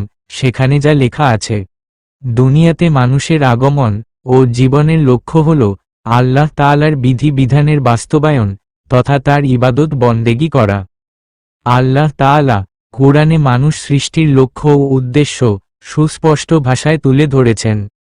মানুষ সৃষ্টিতে আল্লাহর ইচ্ছা, মানুষ সৃষ্টির উদ্দেশ্য হল আল্লাহ তাআলার ইবাদত বন্দেগী করা। আর ইবাদত হল আল্লাহ ও তার রাসূলের নির্দেশিত পথে জীবন পরিচালনা করা। আল্লাহর নির্দেশিত পথে জীবন পরিচালনাই হল মানুষ সৃষ্টির উদ্দেশ্য, আর নির্দেশ পালনের আমল হল ইবাদত। মানুষ যখন কুরআন সুন্নাহর নির্দেশ পালন করে ইবাদত করতে ব্যর্থ হয়, বুঝতে হবে আল্লাহর বান্দা হিসেবে দুনিয়াতে প্রতিটি মানুষের সৃষ্টির উদ্দেশ্যই তখন ব্যর্থ। ইবাদতের অর্থ আরবি ইবাদত শব্দটি আবদ শব্দ হতে এসেছে, আর আবদ অর্থ হল দাস বা গোলাম। সুতরাং লিয়াবুদুন তথা ইবাদত মানে হল আল্লাহর গোলামি বা বন্দেগী করা। আর দুনিয়াতে যে ব্যক্তি আল্লাহর গোলামি করবে ওই ব্যক্তিই সফলকাম। ইবাদত সম্পর্কে মানুষের ভুল ধারণা, মানুষ মনে করে কোরআনে নির্দেশ পালনে নামাজ আদায় করা, রোজা ও হজ পালন করা, জাকাত দেয়া, তাসবিহ তাহলিল, জিকির আজকার, কোরআন তেলাওয়াত করার নামই ইবাদত। না, ইবাদত মানে তা নয়। কিন্তু মিথ্যা কথা বলে সুদ ঘুষে জড়িত থেকে লোক দেখানো ইবাদত করে, বেহায়াপনা, চগলখুরি, হিংসা বিদ্বেষ ও মুনাফেকির সঙ্গে লিপ্ত থেকে শুধুমাত্র নামাজ রোজার মতো অন্যান্য আমল করার নাম ইবাদত নয়। কুরআন সুন্নাহর নিষেধগুলো পরিত্যাগ করে আদেশ পালন হলো ইবাদত তথা বন্দেগী, কারণ ইবাদত হল আল্লাহ তাআলা হুকুম আহকাম যথাযথ পালন করা। এই কারণেই আল্লাহ তাআলা কুরআনে পাকে নির্দেশ প্রদান করেছেন, রাসূল সাল্লাল্লাহু আলাইহি ওয়াসাল্লাম তোমাদেরকে যা দেন তা গ্রহণ করো, এবং যা নিষেধ করেন তা থেকে বিরত থাকো, এবং আল্লাহকে ভয় করো, নিশ্চয় আল্লাহ কঠোর শাস্তিদাতা। সূরা হাসর আয়াত ৭। কোরআনের অন্যত্র আল্লাহ বলেন, নিশ্চয় নামাজ অশ্লীল ফাহেসা তথা খারাপ কাজ থেকে বিরত রাখে। মনে রাখতে হবে, যে ব্যক্তি নামাজ পড়ে এবং মিথ্যা কথা বলে, জাকাত দেয়, আবার সুদ গ্রহণ করে, হজ করে আবার বেহায়াপনায় লিপ্ত হয়, রোজা পালন করে আবার ঘুষ খায়, এ ব্যক্তির নামাজ, রোজা, হজ ও জাকাত সহ ইত্যাদি ইবাদত গ্রহণযোগ্য নয়, আর এই ইবাদতের জন্য তাকে সৃষ্টিও করা হয়নি। মানুষ সৃষ্টির মৌলিক তিনটি উদ্দেশ্য, তাহলে মানুষের মাধ্যমে সম্পাদিত ইবাদতের মানে কি? কোন প্রক্রিয়ায় মানুষ আল্লাহ হুকুম আহকাম পালনের মাধ্যমে ইবাদত করবে তথা মানুষ সৃষ্টির শুকরিয়া জ্ঞাপন করবে? মানুষ হিসেবে পৃথিবীতে আগমনের কারণে যে প্রক্রিয়ায় ইবাদত তথা সৃষ্টির উদ্দেশ্য সফল হবে তা হল প্রথমত আল্লাহ তাআলাকে রব হিসেবে মেনে নেয়া এবং তার দাসত্ব স্বীকার করা। দ্বিতীয়ত আল্লাহ তাআলার নির্দেশ মেনে তার পরিপূর্ণ আনুগত্য স্বীকার করা। তৃতীয়ত সর্ববিষয়ে আল্লাহ তাআলার সম্মান ও সম্ভ্রম রক্ষা করা, অর্থাৎ আল্লাহ তাআলাকে প্রভু বলে স্বীকার করা, অন্য কাউকে নয়। আল্লাহর হুকুম আহকাম তথা হালালকে হালাল আর হারামকে হারাম বলে জীবনের প্রতিটি ক্ষেত্রে মেনে নেয়া, শুধুমাত্র আল্লাহর সম্মান ও সম্ভ্রমের প্রতি লক্ষ্য রেখে শুধুমাত্র তার সামনে মাথা নত করা বা সিজদা করা। পরিশেষে জীবনের প্রতিটি ক্ষেত্রে, যাবতীয় কাজকর্মে আল্লাহর হুকুম আহকাম মেনে চলাই হল মানুষ সৃষ্টির মূল উদ্দেশ্য, আর তার হুকুম আহকাম পালনের আমলই হল ইবাদত। কুরআন পাকের ঘোষণাও এরকমই। আল্লাহর দরবারে মুসলিম উম্মাহর ফরিয়াদ, হে আল্লাহ, আপনাকে রব বা প্রভু বলে স্বীকার করে আপনার হুকুম আহকাম যথাযথ মেনে মানুষ সৃষ্টি হক আদায়, শুধুমাত্র আপনার সম্মানে সিজদায় মাথা নত করার তৌফিক দান করুন। ইসলামের বিধান পরিপূর্ণ পালনে মুসলিম উম্মাহকে কবুল করুন। সর্বোপরি দুনিয়ার সব মানুষকে কোরআন সুন্নাহ মোতাবেক তার দাসত্ব বা গোলামি করার জন্য কবুল করুন, আমিন। কথাগুলো পড়ে আমার মনটা জুড়িয়ে গেল। আমি এক প্রশ্নের উত্তর খুঁজতে গিয়ে অনেক প্রশ্নের উত্তর পেয়ে গেছি, কিন্তু আমার মনের ভেতর এই শান্তি অনুভব হচ্ছে কেন তা এখনো বুঝতে পারছি না। এক এক করে পড়তে পড়তে চোখে পড়ল আরেকটি আয়াত, যারা ঈমান আনে এবং আল্লাহর স্মরণে যাদের অন্তর প্রশান্ত হয়, জেনে রাখো আল্লাহর স্মরণ দ্বারাই অন্তরসমূহ প্রশান্ত হয়। সূরা আর-রাদ আয়াত 28। যারা ঈমান আনে এবং আল্লাহর স্মরণে যাদের অন্তর প্রশান্ত হয়, এর মানে আগে ঈমান আনতে হবে, আর এই ঈমান তখনই আসে যখন কেউ আল্লাহর বিষয়ে, তার সৃষ্টি, তার ইবাদতের বিষয়ে জানার আগ্রহ করে। উদাহরণস্বরূপ চাকরি তখনই হয় যখন কেউ চাকরি করার আগ্রহ করে এবং চাকরি পাওয়ার জন্য কি করতে হবে সেই চেষ্টা করে। ঠিক তেমনি হৃদয়ের প্রশান্তি তখনই আসে যখন কেউ ঈমান আনার চেষ্টা করে ও ঈমান পুরোপুরি আনতে আল্লাহর বিষয়ে জানার আগ্রহ করে এবং কি করতে হবে তার জন্য সেই চেষ্টা করে। আমি আপাতত আমার সব প্রশ্নের উত্তর পেয়ে গেছি, এবার সময় এসেছে পরিবর্তনের। আমি আমার জীবনের আসল মানে খুঁজে পেয়েছি, ফিরে পেয়েছি আসল শান্তি। এই শান্তি আমি নষ্ট করব না, আমাকে লড়তে হবে অনেক কিছুর সাথে, অনেক কিছুর সাথে, অনেক কিছু। পুরো ক্যাম্পাসের মধ্যে হৃদ আমার হাত ধরে আছে। আমার মনে হচ্ছে হৃদের গালে গালে চড়ায়, কিন্তু তাতে পরিস্থিতি আরও খারাপ হবে। একটা হাত মোজা পা মোজা পরা মেয়ের হাত ধরে আছে একটা ছেলে, এর থেকে লজ্জাজনক বিষয় আর কি হতে পারে? অনেকেই আমাদের দিকে হা করে তাকিয়ে আছে, সেই সাথে আমার বন্ধু বান্ধবীরাও সবাই দাঁড়িয়ে আছে চারপাশে। আমি হাত মুচড়িয়ে টান দিয়ে নেওয়ার চেষ্টা করছি, কিন্তু হৃদের শক্তির সাথে আমি পারছি না। আমি আগেই বলেছিলাম হৃদের সাথে আমার সম্পর্ক 2 বছর ধরে, আর আজ সেই সম্পর্ক পুরো ছিন্ন করতে এসেছিলাম, তাতে এই পরিস্থিতিতে পড়েছি। হৃদের চোখ মুখ লাল, সে রাগে অগ্নিশর্মা হয়ে আছে। হৃদ বলল, ওহু, দুনিয়া এপাশ ওপাশ হয়ে গেলেও তোমার সাথে সম্পর্ক শেষ করা সম্ভব না। আমি গত 7 দিন যাবৎ হৃদকে এড়িয়ে চলছি এবং বলছি সম্পর্ক রাখতে পারবো, না হয় তাকে পরিবর্তন হয়ে আমাকে বিয়ে করতে হবে, না হয় সম্পর্ক ছিন্ন করতে হবে, কিন্তু সে কোনোটাই করবে না। তাও আবার আমি বললাম, দেখো হৃদ, আমি আবারও বলছি, তুমি যদি সম্পূর্ণ নবী সাল্লাল্লাহু আলাইহি ওয়াসাল্লামের সুন্নাহ এবং ইসলামিকভাবে চলতে পারো এবং তারপর আমাকে বিয়ে করতে পারো, তো আমি আছি তোমার পাশে, কিন্তু কোনো প্রেমের সম্পর্ক থাকবে না, একবারে বিয়ে। আর যদি না পারো তো সম্পর্ক রাখা সম্ভব না। হৃদ বলল, ওহু, তুমি বেশি বাড়াবাড়ি করছো।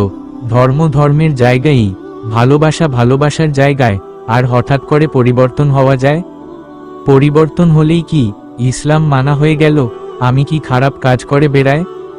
মানুষের মন মানসিকতাটাই আসল বুঝলে। আর বিয়ে এখন কিভাবে সম্ভব? চাকরি না করলে কিভাবে তোমাকে খাওয়াবো? আমার হৃদের কথা শুনে মেজাজ খারাপ হচ্ছে। এবার জোরে হাতটা হেঁচকা টান দিয়ে বললাম, একটা কথা কান খুলে শুনে রাখো হৃদ, কাউকে ভালো লাগাটা হারাম না, কিন্তু তার সাথে প্রেমের সম্পর্ক রাখাটা হারাম। তোমাকে পছন্দ করি বলে বিয়ে করে সম্পর্কটা হালাল করতে চাই, কিন্তু তার আগে তোমাকে পরিবর্তন হতে বলেছি, কিন্তু তুমি বলছো মন মানসিকতাটাই আসল, খারাপ কাজ না করলেই হলো, তাই তো? আচ্ছা তাহলে আমাকে এটা বলো, তুমি তো ভালো ছাত্র, তাহলে পড়াশোনা করার কি দরকার? পরীক্ষা দিয়ে পাশ করার কি দরকার?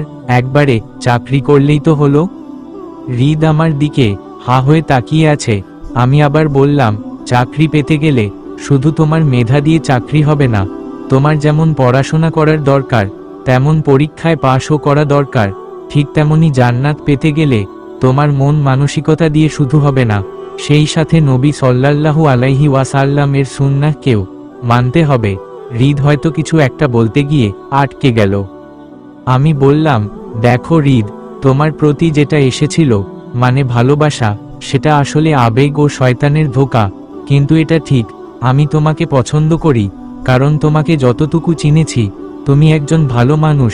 তুমি চাইলে নিজেকে পরিবর্তন করে আল্লাহর একজন প্রিয় বান্দা হয়ে যেতে পারো, আর সেই কারণে আমি তোমাকে পরিবর্তন হয়ে বিয়ের কথা বলেছি। এখন দেখো তুমি কি করবা।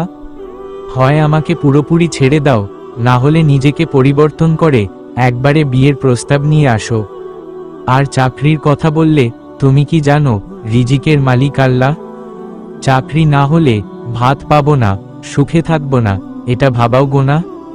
পবিত্র কোরআনে আল্লাহ অসংখ্য জায়গায় স্পষ্ট করে উল্লেখ করেছেন কেবল তিনিই রিজিকের মালিক। আল্লাহ তার বান্দাদের মধ্যে যার জন্যে ইচ্ছা তার রিজিক বর্ধিত করেন এবং যার জন্যে ইচ্ছা তা সীমিত করেন। আল্লাহ সর্ববিষয় সম্যক অবহিত। সূরা আনকাবুত আয়াত ৬২। হঠাৎ করে চাকরি চলে যেতে পারে, ব্যবসায় ক্ষতি হতে পারে, কিছুদিন পর আবার ব্যবসায় ব্যাপক উন্নতি হতে পারে, চাকরিতে হতে পারে প্রমোশন।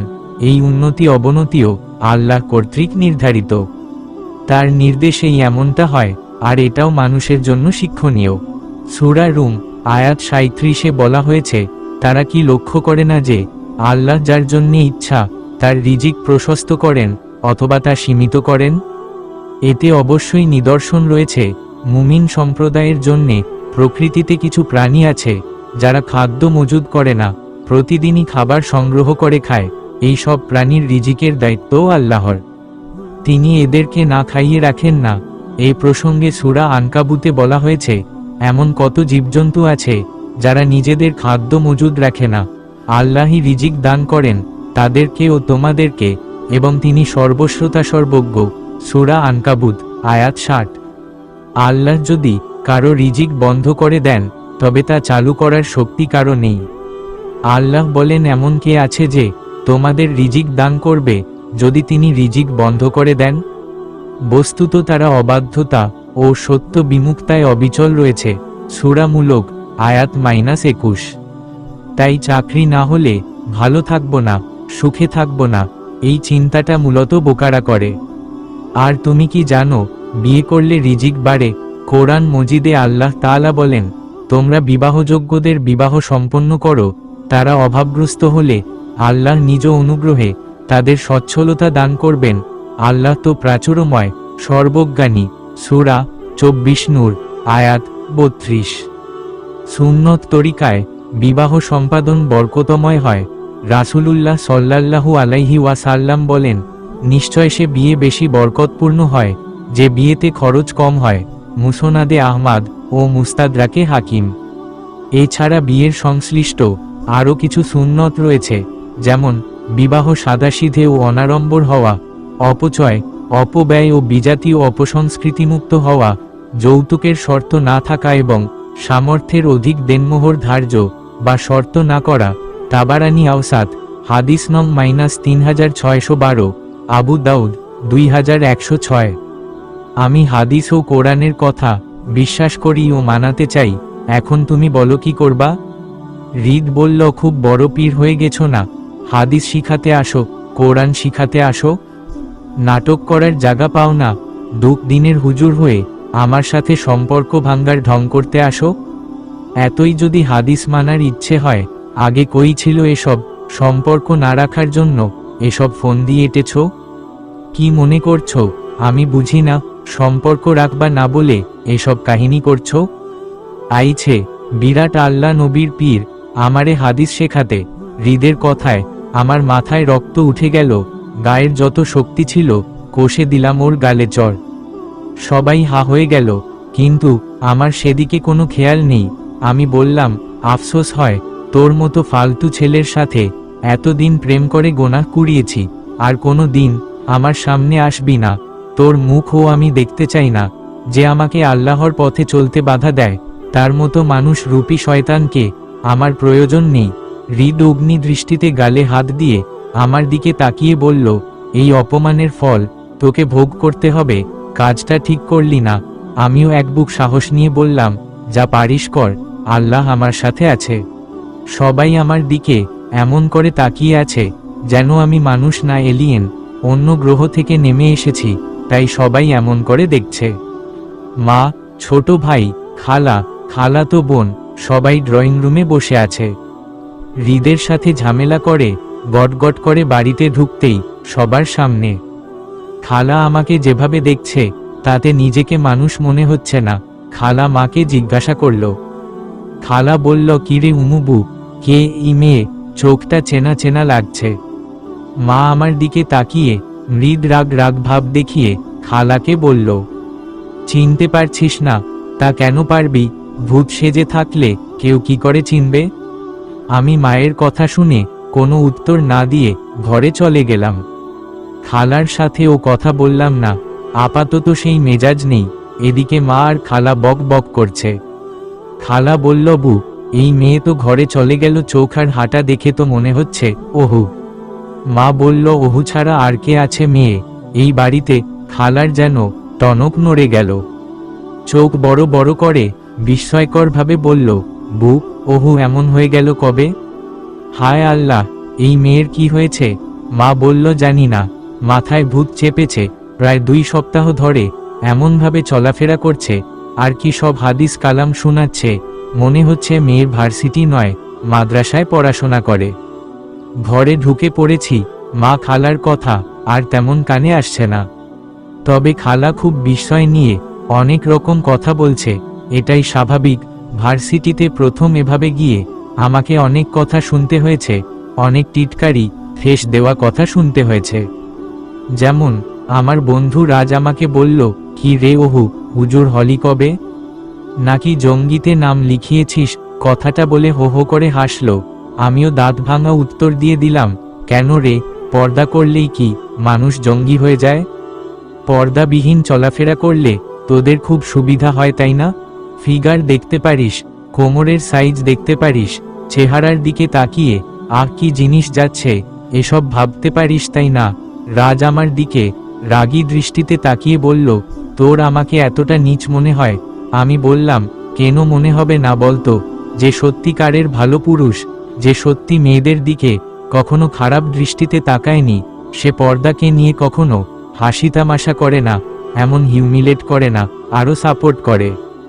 তুই বুকে হাত দিয়ে বলতো, তুই কখনো কোনো মেয়ের কোমরের দিকে তাকাসনি, তার ফিগার দেখিসনি? কোনো মেয়ের চেহারা দেখে তোর মনে জল্পনা কল্পনা হয়নি? বলতে পারবি? রাজ এসব কথার উত্তর না দিয়ে বলল, আজ থেকে তোর সাথে আমার কোনো বন্ধুত্বর সম্পর্ক নেই। আমিও বলে দিলাম, তোর মতো বন্ধু আমার প্রয়োজনও নেই। শুধু রাজ নয়, বান্ধবীরাও অনেক রকম কথা বলেছে, এমনকি বেস্ট ফ্রেন্ড নীলাও বলল, ওহু, এসব একটু বেশি বাড়াবাড়ি হয়ে যাচ্ছে না? আমি হেসে নীলাকে বললাম, সামান্য রোদের তাপ সহ্য করতে পারি না, জাহান্নামের আগুন কিভাবে সহ্য করব? নীলা বলল, সেটা না হয় বুঝলাম, তাই বলে হাত মোজা পা মোজা এসবও পরবি? তুই কি মাদ্রাসায় পড়িস যে এসব পরবি? সিম্পল পর্দা কর, জাস্ট হেজাব পর, মুখটা খোলা রাখো, সুন্দর 3 পিচ পর, এভাবে চললেও তো পর্দা হয়। আমি তখন কিছু বলতে পারলাম না, কেন তা জানি না। কিছুক্ষণ পর নীলা ক্যান্টিনের দিকে গেল, আমিও সাথে গেলাম। নীলা কফির অর্ডার দিল আর 1 প্যাকেট বিস্কুট চাইল। দোকানদার যখন বিস্কিটের প্যাকেট ছিঁড়ছিল তখন আমি দোকানদারকে প্রশ্ন করলাম, আচ্ছা কাকু, বিস্কুটের প্যাকেট এত সুন্দর কেন? মানে শক্তপোক্ত ভালো প্যাকেট, সিম্পল প্যাকেট দিলেই তো হয়। দোকানদার আর নীলা দুজনেই আমার দিকে হা করে তাকিয়ে আছে। এমন অদ্ভুত প্রশ্নের জন্য তারা কেউ প্রস্তুত ছিল না। আমি বললাম, কি হলো বলেন? দোকানদার কাকু বলল, সাধারণ প্যাকেটে দিলে কি বেশি দিন বিস্কুটটা ভালো থাকতো? বাতাস লেগে নরম হয়ে নষ্ট হয়ে যেত, তাই ভালো প্যাকেটে দেয় যাতে সহজে বিস্কুটটা নষ্ট না হয়। আমি বললাম, ধন্যবাদ কাকু, সুন্দরভাবে বলেছেন। আমি নীলার দিকে তাকিয়ে বললাম, এই বিস্কিট যেমন সিম্পল প্যাকেটে রাখা যায় না, পর্দাও তেমন সিম্পলভাবে করা যায় না। সিম্পল পর্দা বলে কিছু নেই, এটা মানুষের বানানো পর্দা, মানে পর্দাই এর সিম্পলিটি বলে কিছু নেই, যদি সেটা করতে যাস তো এই বিস্কুটের মতো কিছুদিন পর নরম হয়ে নষ্ট হয়ে যাবে। অর্থাৎ ওই পর্দায় আমাকে পুরোপুরি গুনাহ থেকে রক্ষা করবে না, গুনাহ যা হবার তা হবেই, এতে আমার ও পর্দার দুটোরই সম্মান নষ্ট হয়ে যাবে। দোকানদার কাকু বলল, বাহ বাহ, দারুণ কথা বলেছ। নীলা আমার দিকে অসহায় দৃষ্টিতে তাকিয়ে বলল, তুই এতক্ষণ সুযোগ খুঁজছিলি এটা বুঝানোর? আমি মুচকি হেসে বললাম, সেরকমই। ঘরে ঢুকে হাত মোজা পা মোজা বোরকা খুলে ওয়াশরুমে ঢুকলাম। ঝর্ণার পানি ছেড়ে দাঁড়িয়ে থাকলাম। এই একটা জিনিস যার নিচে দাঁড়িয়ে গোসল করলে নিজেকে অনেক ফ্রেশ লাগে। আয়নার দিকে তাকিয়ে নিজেকে বড্ড অচেনা লাগছে। আমি সেই অহু যে কিনা গান বাজনা বন্ধু বান্ধব আনন্দ ফুর্তি এসব নিয়ে পড়ে থাকতাম, আরে সেই আমি এতটা পাল্টে গেলাম কিভাবে? আচ্ছা, হৃদকে চর মারাটা কি ঠিক হলো? ও তো আমাকে অনেক ভালোবাসে, ওকে কি এভাবে দূরে সরিয়ে দেওয়া ঠিক হলো? কেমন যেন খারাপ লাগা কাজ করছে। ওর সাথে কাটানো সময়ের কথা মনে পড়ছে। ওর গায়ে হাত তুললাম আমি। হঠাৎ অন্তর আত্মার ভেতর থেকে কেউ যেন বলে উঠল, হৃদকে হয় তোমার? তাকে কষ্ট দিয়ে তুমি কেন কষ্ট পাচ্ছ? তুমি যদি এখন মারা যাও, হৃদ কি তোমার সাথে কবরে যাবে? তুমি যদি জাহান্নামের আগুনে পড়ো, সে কি তোমার সাথে পুড়তে চাইবে? ও যদি তোমাকে ভালোবাসতো, তাহলে কি তোমার জন্য পরিবর্তন হতো না? তোমার বিরোধিতা করত? তুমি আল্লাহর ভালোবাসা পেয়েছ, আল্লাহর অনুগ্রহ পেয়েছ, এ কি তোমার জন্য যথেষ্ট নয়? হৃদের থেকে উত্তম কাউকে কি আল্লাহ এনে দিতে পারবে না? সেই ভরসা কি তোমার আল্লাহর ওপর নেই? যদি থাকে, তাহলে কেন ব্যথিত হচ্ছ? এই কষ্ট, এই দ্বিধা তোমাকে শয়তান অনুভব করাচ্ছে। শয়তানের ধোঁকা যে অনেক প্রখর ও সুদক্ষ। নিজেকে শক্ত করো, আল্লাহর ওপর ভরসা রাখো। তোমরা যদি মুমিন হয়ে থাকো, তবে আল্লাহর উপরেই ভরসা করো। সূরা মায়েদা আয়াত 23। তিনি আরও বলেন, মুমিনগণ যেন একমাত্র আল্লাহর উপরেই ভরসা করে। সূরা তওবা আয়াত 51। তিনি আরও এরশাদ করেন, যে ব্যক্তি আল্লাহর উপর ভরসা করবে তিনিই তার জন্য যথেষ্ট হবেন। সূরা তালাক আয়াত 3। তিনি আরও বলেন, যখন তুমি দৃঢ়ভাবে ইচ্ছা করবে, তখন আল্লাহর উপর ভরসা করবে, নিশ্চয় আল্লাহ ভরসাকারীদের ভালোবাসেন। সূরা আল ইমরান আয়াত 159। আমি কেঁদে ফেললাম। কেন কাঁদছি জানি না। আমার অন্তর আত্মাকে মনে মনে বললাম, আমি আর কিছু চাই না, আমি আল্লাহর ভালোবাসা চাই, এটাই আমার জন্য যথেষ্ট। আমি আর কিছু চাই না, আমি আর কিছু চাই না। দাদা দীর্ঘ সময় মোনাজাতে আমি দাদার দিকে তাকিয়ে আছি। নিজের প্রভুর কাছে এভাবে হাত পেতে চাইতে অনেক ভালো লাগে। মনে হয় ঠিক তার সামনে হাত পেতে আছি, নিজের মনের সব আকুতি মিনতি বলছি, আর বাচ্চাদের মতো করে চাইছি, যেন দিতেই হবে, যা চাই না দিলে হবে না। দাদার আর দাদির মিষ্টি মধুর কাহিনীটা আমার অনেক ভালো লাগে। দাদির একনিষ্ঠ দোয়া দাদাকে ফিরিয়ে এনেছিল দিনের পথে। আমার ভেতর সব সময় একটা হতাশা কাজ করছে, মনে হচ্ছে আমি হেরে যাচ্ছি, আমি পারছি না সঠিকভাবে দিনের পথে আসতে। আমার আর আমার রবের মধ্যে একটা বাধা সৃষ্টি হয়েছে। আমি আমার রবের কাছে আসতে চাচ্ছি, কিন্তু পারছি না। কিছু একটা আমাকে টেনে ধরছে, বাধা হয়ে দাঁড়াচ্ছে। আসলে এমন মনে হওয়ার আসল কারণটা আমি বুঝতে পারছি না। গত 3 দিন যাবৎ আমি ভার্সিটি যাই না। হৃদের বন্ধু গতকাল আমাকে কল দিয়ে হঠাৎ বলল, হৃদ নাকি ঘুমের ঔষধ খেয়েছে, হসপিটালে ভর্তি। এটা শুনে আমি খুব শকট খেয়েছি। ভালো করে খোঁজ নিয়ে জানলাম, সত্যি খেয়েছে। আমি তখন কান্নায় ভেঙে পড়েছি, এমনকি আল্লাহর কাছে হাত পেতে ওর সুস্থতা কামনা করেছি। তারপর থেকে মনে হচ্ছে আমার আর আমার রবের মধ্যে দূরত্ব হয়ে গেছে। কিছু একটা আমাদের ভেতর দেওয়াল হয়ে দাঁড়িয়েছে। হৃদ তো সুস্থ হয়ে গেল, কিন্তু আমি অসুস্থ হয়ে গেলাম মনের দিক থেকে। একটা বিরাট হতাশা ঘিরে ধরেছে, মনে হচ্ছে আবার পাপের সাগরে ডুব দিচ্ছি। এর কারণটা জানতে এসেছি দাদার কাছে। আমি জানি দাদা ছাড়া আর কেউ এর সঠিক কারণ বলতে পারবে না। দাদা মোনাজাত শেষ করে আমার পাশে এসে মাথায় হাত রেখে চোখ বন্ধ করে কিছু পড়ে ফু দিল। আমি দাদাকে জিজ্ঞাসা করলাম, দাদা কি পড়লে? দাদা বলল, সূরা ফাতিহা 3 বার, সূরা ইখলাস 3 বার, আয়াতুল কুরসি 3 বার। আমি বললাম, এটা পড়ে ফু দিলে কি হয়? দাদা বলল, এগুলো পড়ে ফু দিতে হবেই, এমন কথা হাদিসে নেই, তবে আল্লাহর ওপর ভরসা ও বিশ্বাসের কারণে এগুলা পড়ে ফু দিলাম, যাতে আল্লাহ তোর মঙ্গল করে। এছাড়া এই 3টা কালামের অনেক ফজিলত। আমি বললাম, সে তো বুঝলাম, কিন্তু আমি যে মহা সমস্যায় পড়েছি। দাদা বলল, কি সমস্যা? আমি দাদাকে সবকিছু খুলে বললাম, হৃদের সাথে প্রেমের শুরু থেকে এ পর্যন্ত যা হয়েছে। দাদা বেশ কিছুক্ষণ চিন্তা করল, তারপর বলল, শয়তান সফল হয় কিভাবে জানিস ওহু? আমি বললাম, কিভাবে?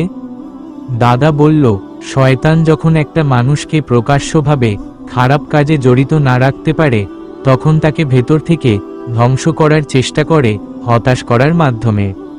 আমি অবাক হয়ে তাকিয়ে থাকলাম, কারণ আমি বুঝতে পারছি না দাদা কি বুঝাতে চাইছে। আমি বললাম, দাদা আমি বুঝতে পারছি না, খোলাসা করে বলো।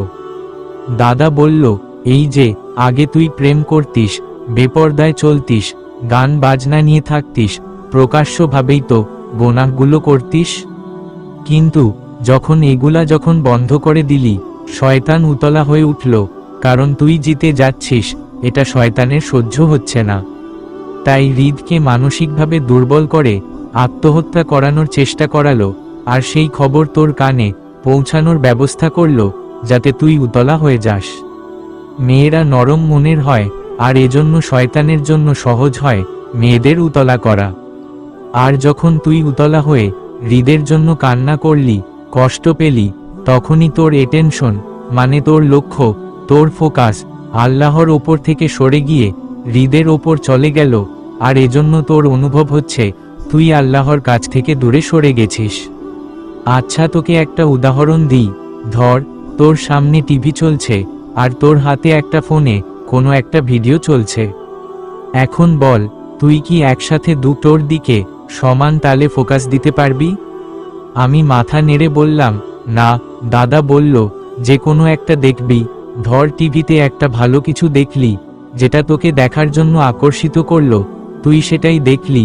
তারপর দেখা শেষ হলে তোর কি মনে হবে না, টিভিরটা দেখলাম কিন্তু ফোনের ভিডিওটা দেখতে পারলাম না? আমি বললাম, মনে হবে।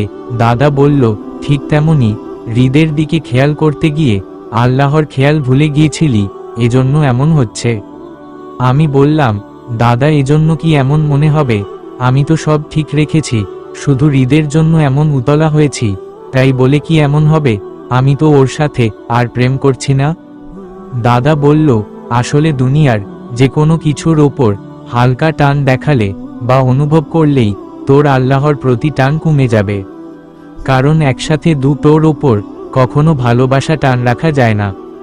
আল্লাহর ভালোবাসা যদি সম্পূর্ণ পেতে চাস, সব সময় আল্লাহর কাছাকাছি থাকতে চাস, তো দুনিয়ার সব কিছুর ওপর মায়া ত্যাগ করতে হবে। না হলে যখনই কোনো কিছুর জন্য একটু উতলা হবি, তখনই আল্লাহর কাছ থেকে দূরে সরে যাবি। আমি বললাম, তাহলে এই ব্যাপার, এখন আমি কি করব দাদা? এসব থেকে মুক্তির পথ কি? আমি এক মুহূর্ত আল্লাহর কাছ থেকে দূরে সরতে চাই না। দাদা বলল, তাহলে তোকে বেশি বেশি নেক আমল করতে হবে, সব রকম গোনাহের কাজ থেকে নিজেকে রক্ষা করার সর্বোচ্চ চেষ্টা করতে হবে, আর হৃদের ওপর থেকে মায়া ত্যাগ করতে হবে, আর এর জন্য সব থেকে উপকারী হলো বিয়ে। আমি বললাম, অবাক হয়ে বললাম, বিয়ে? দাদা বলল, বিয়ে, কারণ হলো সৃষ্টিগতভাবেই নারীর জন্য পুরুষ আর পুরুষের জন্য নারী দুর্বল, আর এই দুর্বলতার কারণে অনেক চেষ্টা করলেও বারবার শয়তান তোকে হৃদের কথা ভাবাবে। তুই যদি অনেক চেষ্টা করে ঠেকিয়ে রাখিস, তো হৃদের মাথায় তোর কথা ভাবিয়ে হৃদকে উতলা করে তুলবে, কারণ হৃদ তো পরিবর্তন হয়নি। তখন হৃদ তোকে বিভিন্নভাবে জ্বালাতন করবে, তোর সামনে এতটা দুর্বল হয়ে পড়বে যে তুই নিজেকে কন্ট্রোল করতে পারবি না। আর এই জন্য বিয়ে করে নিতে হবে, কারণ তখন তোর কাছাকাছি সব সময় একজন পুরুষ থাকবে, আর সে তোর মস্তিষ্ক মনে সব জায়গা দখল করে নিবে। তখন হৃদ তোকে জ্বালাতনও সহজে করতে পারবে না, হৃদের কথা মনেও হবে না, শয়তানও তোকে ফাঁদে ফেলে আল্লাহর থেকে দূরে সরিয়ে দিতে পারবে না। আমি বললাম, বুঝলাম, কিন্তু স্বামী ওপরেও তো ভালোবাসা চলে আসবে, তখন আল্লাহর প্রতি কি এই ভালোবাসা থাকবে? সেও তো পুরুষ। দাদা বলল, স্বামীর প্রতি ভালোবাসা যেটা আসে সেটা সম্পূর্ণ আল্লাহর পক্ষ থেকে আসে, পবিত্র ভালোবাসা। এই ভালোবাসা হয় একদম ভিন্ন, এতে তোর আল্লাহর প্রতি ভালোবাসা আরও বাড়বে, কারণ তখন সব ভালোবাসা আল্লাহর ইচ্ছায় তোদের দুজনের মধ্যে আসবে। আমি বললাম, সবই তো বুঝলাম দাদা, কিন্তু আমি যেমন ছেলেকে বিয়ে করতে চাই, বাবা মা কি এমন ছেলের সাথে আমাকে বিয়ে দিতে চাইবে? তারা তো পর্দাকেই হিউমিলেট করছে, আমার বিরোধিতা করছে। দাদা বলল, এটাই তো তোর পরীক্ষা, তুই কতটা সহ্য করতে পারিস, আল্লাহ তো এটাই দেখবে। আর দিন প্রচার সর্বপ্রথম নিজের পরিবারে করা উচিত, তোকে তোর বাবা মাকে বুঝাতে হবে, তাদেরকে সঠিক পথে আনতে হবে। আমি বললাম, কিভাবে আনবো, এটা কি সহজ হবে? দাদা বলল, নিশ্চয়ই আল্লাহ তোর সহায় হবে, আল্লাহ চাইলে সব সম্ভব, তুই চেষ্টা কর, আল্লাহ তোর সহায় হবে, তুই আল্লাহর কাছে সাহায্য চা। আব্দুল্লাহ ইবনে আব্বাস রাদিয়াল্লাহু তাআলা আনহু থেকে বর্ণিত, রাসূলুল্লাহ সাল্লাল্লাহু আলাইহি ওয়াসাল্লাম বলেন, জেনে রেখো, যদি সব সৃষ্টি একত্র হয়ে তোমার কোনো উপকার করতে চায়, তবু তারা আল্লাহর নির্ধারিত পরিমাণ ছাড়া কখনোই তোমার উপকার করতে পারবে না। আর যদি সব সৃষ্টি একত্র হয়ে তোমার কোনো ক্ষতি করতে চায়, তবু তারা আল্লাহর নির্ধারিত পরিমাণ ছাড়া কখনোই তোমার ক্ষতি করতে পারবে না। কলম তুলে নেওয়া হয়েছে এবং দপ্তরসমূহ শুকিয়ে গেছে। সুনানে তিরমিজি, হাদিস 2516। আল্লাহ মুত্তাকি ও দয়াশীল মানুষের সঙ্গে থাকার ঘোষণা দিয়ে বলেন, নিশ্চয়ই আল্লাহ তাদের সঙ্গে আছেন যারা আল্লাহ ভীরু ও অনুগ্রহকারী।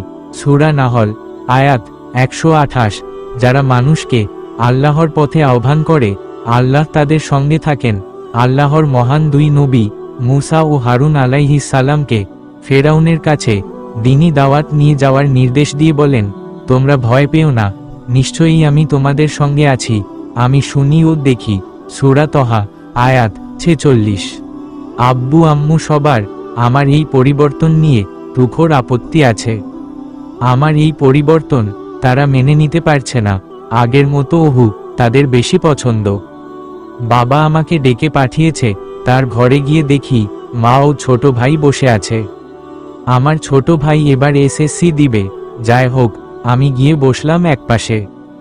মনে হচ্ছে আমাকে নিয়ে বিচার সভার আয়োজন করা হয়েছে। আব্বু আমার দিকে তাকিয়ে বলল, ওহু, তোর মা বলছে তুই নাকি খুব হুজুর হয়ে গেছিস। আমি বললাম, হুম আব্বু। আব্বু বলল, তা হঠাৎ এমন হওয়ার কারণ? তোর দাদা তোকে এসব শিখিয়ে এমন হুজুর বানিয়েছে? আমি বললাম, দাদা তোমাকে এ পর্যন্ত কিছু শিখিয়ে হুজুর বানাতে পারল না, আমাকে কিভাবে বানাবে? আমার যা পরিবর্তন হয়েছে তা আল্লাহর ইচ্ছায় হয়েছে। আব্বু বলল, দেখ হু, তুই আগে একরকম চলাফেরা করেছিস, হঠাৎ এমন পরিবর্তন হওয়াতে লোকজন নানা রকম কথা বলছে, তোর মাকেও বিভিন্ন রকম কথা শুনতে হচ্ছে। আমি বললাম, কেমন কথা শুনতে হচ্ছে? আব্বু বলল, সবাই বলছে এমন হুজুর মেয়েকে বিয়ে করবে কে? হঠাৎ যারা হুজুর হয় তারা বেশি শয়তান হয়। আরও বলছে যারা মুখ চোখ বেশি ঢাকে তারা খারাপ হয় বেশি, তাই এমন ঢেকে ঢুকে বেড়ায়। এ ধরনের কথা সবাই বলা বলি করছে। আমি বললাম, নবী সাল্লাল্লাহু আলাইহি ওয়াসাল্লাম যখন ইসলাম প্রচার করত, তাকেও অনেক খারাপ কথা শুনতে হয়েছে, সেই তুলনায় এসব কথা কিছুই না। লোকের মুখ আছে বলছে, বলুক, কবরে গেলে ঠিকই বুঝতে পারবে। আব্বু বলল, তুই একটু বেশি বাড়াবাড়ি করছিস, লোকজন নিয়েই তো সমাজ, আমাদের ওঠা বসা বসবাস, তাদের কথার তো দাম দিতেই হবে। আমি বললাম, লোকজন সমাজ হাসরের মাঠে তোমাকে চিনবে তো? আব্বু আমার দিকে রাগী দৃষ্টিতে তাকিয়ে থাকলো, তারপর বলল, আব্বু বলল, বুঝতে পারছি তোর মাথায় এসবের ভূত ঢুকেছে। আমি বললাম, কোনো ভূত ঢুকেনি, আমি সঠিক পথে এসেছি, আল্লাহর ভালোবাসা পেয়েছি, এটাই আমার জন্য যথেষ্ট। আব্বু বলল, ঠিক আছে, তোর ইচ্ছা মতো চল, তাই বলে এতটা হাত মোজা পা মোজাও পরতে হবে? আমি বললাম, আচ্ছা আব্বু, তোমাকে আর মাকে কিছু কথা বলি, তারপর তোমারা যা বলবে আমি শুনব। আব্বু বলল, আচ্ছা বল শুনি। আমি বললাম, আচ্ছা, আমরা সবাই জন্ম নিয়ে বড় হয়, পড়াশোনা, চাকরি, ক্যারিয়ার, সংসার এসবের পেছনে ছুটি, তারপর একসময় মারা যায়। আচ্ছা, আমরা কি শুধু এগুলার জন্য পৃথিবীতে এসেছি? তোমরা কখনো ভেবেছ দুনিয়াতে আমরা কেন এসেছি? যদি এগুলার জন্য দুনিয়াতে আসব, তাহলে মৃত্যু কেন হবে? সবার তো অমর হওয়া উচিত। এত কষ্ট করে পড়াশোনা করে, ক্যারিয়ার গড়ে, এত টাকা পয়সা কামিয়ে লাভ কি হলো? সেই সব ফেলে এক টুকরো কাফনের কাপড় গায়ে দিয়ে যেতে হবে। তাহলে দুনিয়াতে কেন আসলাম? আম্মু আব্বু কেউ কোনো উত্তর দিচ্ছে না। আমি বলা থামালাম না। দুনিয়াতে মানুষের আগমন ও জীবনের লক্ষ্য হল আল্লাহ তাআলার বিধি বিধানের বাস্তবায়ন তথা তার ইবাদত বন্দেগী করা। আল্লাহ তাআলা কুরআনে মানুষ সৃষ্টির লক্ষ্য ও উদ্দেশ্য সুস্পষ্ট ভাষায় তুলে ধরেছেন। আমি জিন ও মানবজাতিকে শুধুমাত্র আমার ইবাদত ছাড়া অন্য কোনো উদ্দেশ্যে সৃষ্টি করিনি, অর্থাৎ ইবাদতের জন্যই সৃষ্টি করেছি। সূরা জারিয়াত আয়াত 56। সূরা জারিয়াতের এ আয়াতে উঠে এসেছে মানুষ সৃষ্টির উদ্দেশ্য কি আর ইবাদতই বা কি? মানুষ সৃষ্টিতে আল্লাহর ইচ্ছা। মানুষ সৃষ্টির উদ্দেশ্য হলো আল্লাহ তাআলার ইবাদত বন্দেগী করা। আর ইবাদত হলো আল্লাহ ও তার রাসূলের নির্দেশিত পথে ও মতে জীবন পরিচালনা করা। আল্লাহ নির্দেশিত পথে জীবন পরিচালনাই হলো মানুষ সৃষ্টির উদ্দেশ্য, আর নির্দেশ পালনের আমল হলো ইবাদত। মানুষ যখন কুরআন সুন্নাহর নির্দেশ পালন করে ইবাদত করতে ব্যর্থ হয়, বুঝতে হবে আল্লাহর বান্দা হিসেবে দুনিয়াতে প্রতিটি মানুষের সৃষ্টির উদ্দেশ্যই তখন ব্যর্থ। ইবাদতের অর্থ আরবি ইবাদত শব্দটি আবদ শব্দ হতে এসেছে, আর আবদ অর্থ হলো দাস বা গোলাম। সুতরাং লিয়া বুদুন তথা ইবাদত মানে হলো আল্লাহর গোলামি বা বন্দেগী করা। আর দুনিয়াতে যে ব্যক্তি আল্লাহর গোলামি করবে ওই ব্যক্তিই সফলকাম। ইবাদত সম্পর্কে মানুষের ভুল ধারণা। মানুষ মনে করে কুরআনের নির্দেশ পালন মানে নামাজ আদায় করা, রোজা ও হজ পালন করা, জাকাত দেয়া, তাসবিহ তাহলিল, জিকির আজকার, কুরআন তেলাওয়াত করার নামই ইবাদত। না, ইবাদত মানে তা নয়। কিন্তু মিথ্যা কথা বলে, সুদ ঘুষে জড়িত থেকে লোক দেখানো ইবাদত করে, বেহায়ানাপনা, চগলখুরি, হিংসা বিদ্বেষ ও মুনাফেকির সঙ্গে লিপ্ত থেকে শুধুমাত্র নামাজ রোজার মতো অন্যান্য আমল করার নাম ইবাদত নয়। কুরআন সুন্নাহর নিষেধগুলো পরিত্যাগ করে আদেশ পালন হলো ইবাদত তথা বন্দেগী। কারণ ইবাদত হলো আল্লাহ তাআলা হুকুম আহকাম যথাযথ পালন করা। এই কারণেই আল্লাহ তাআলা কুরআনে পাকে নির্দেশ প্রদান করেছেন, রাসূল সাল্লাল্লাহু আলাইহি ওয়াসাল্লাম তোমাদেরকে যা দেন তা গ্রহণ করো এবং যা নিষেধ করেন তা থেকে বিরত থাকো এবং আল্লাহকে ভয় করো। নিশ্চয় আল্লাহ কঠোর শাস্তিদাতা। সূরা হাসর আয়াত 7। সূরা হাসর আয়াত 7। কুরআনের অন্যত্র আল্লাহ কুরআনের অন্যত্র নামাজ অশ্লীল ফাহেশা তথা খারাপ কাজ থেকে বিরত রাখে।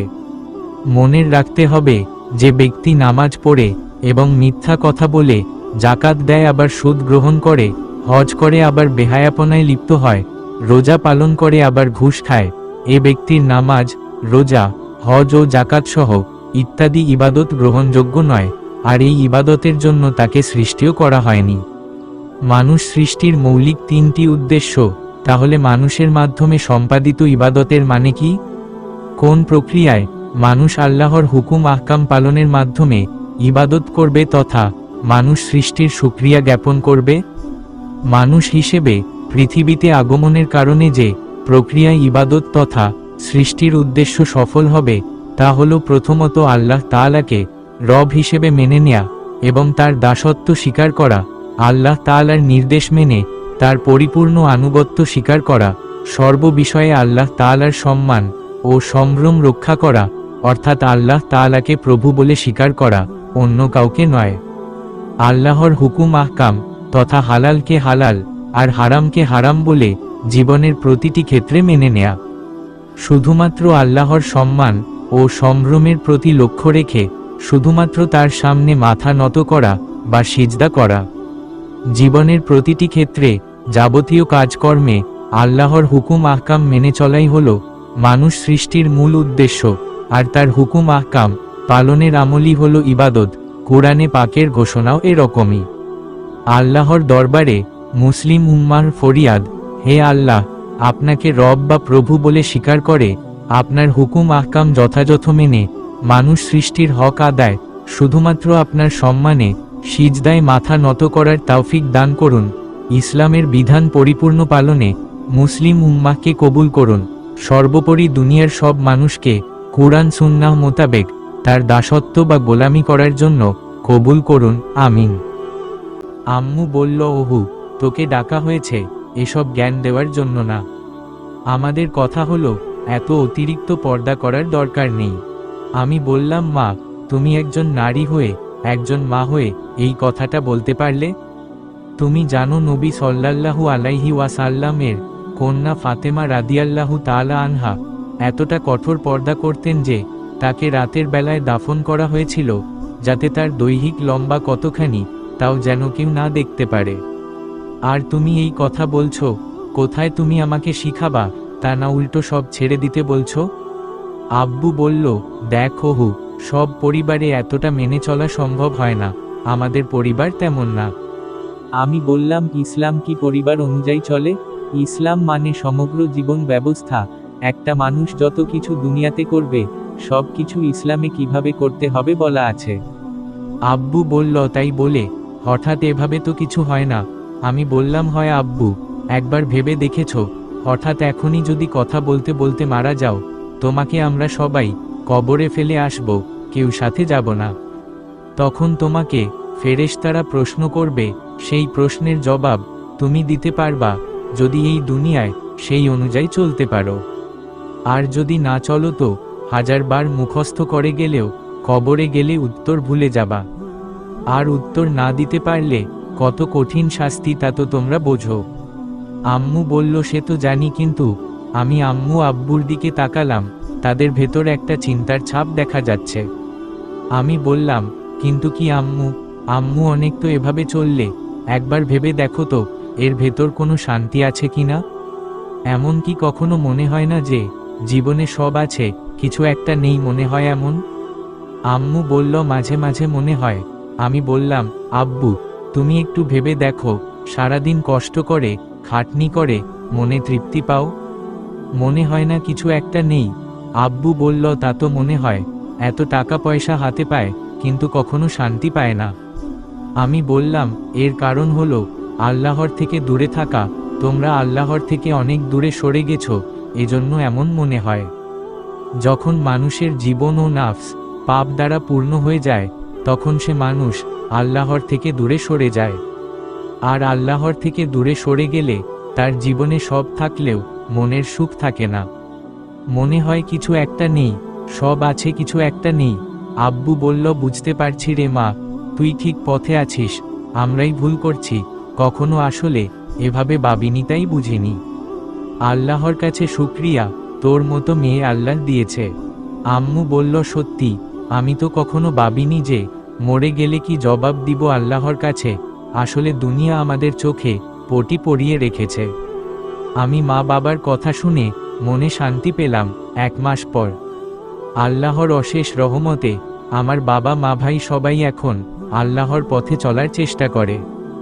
আগের থেকে আমরা সবাই এখন অনেক সুখে আছি। সবাই একসাথে আজ খেতে বসলাম। দাদা আর আব্বু একসাথে জুম্মার নামাজ শেষ করে এসেছে, এত ভালো লাগছে তা বলার মতো না। আমার দাদার একনিষ্ঠ দোয়া আর আল্লাহর ইচ্ছায় আজ আমার পরিবার ও হেদায়েত পেয়েছে। হৃদের সাথে আমার আর দেখা হয়নি, হৃদ আমার সামনে আর কখনো আসেনি। দাদা আমার জন্য তার এক পরিচিতর দিনদার নেককার ছেলে দেখেছে। আল্লাহর রহমতে বিয়ের সব কথা হয়ে গেছে। আমি খুব খুশি, কারণ যেমন চেয়েছিলাম তেমনই পাচ্ছি। হৃদের প্রতি আমার কোনো টান নেই, না আছে কোনো ভালোবাসা। এখন মনে হয় ভালোই হয়েছে ওকে না পেয়ে, এটাই আমার জন্য কল্যাণকর। আল্লাহর ওপর ভরসা রেখেছি, আল্লাহ আমার সহায় হয়েছে।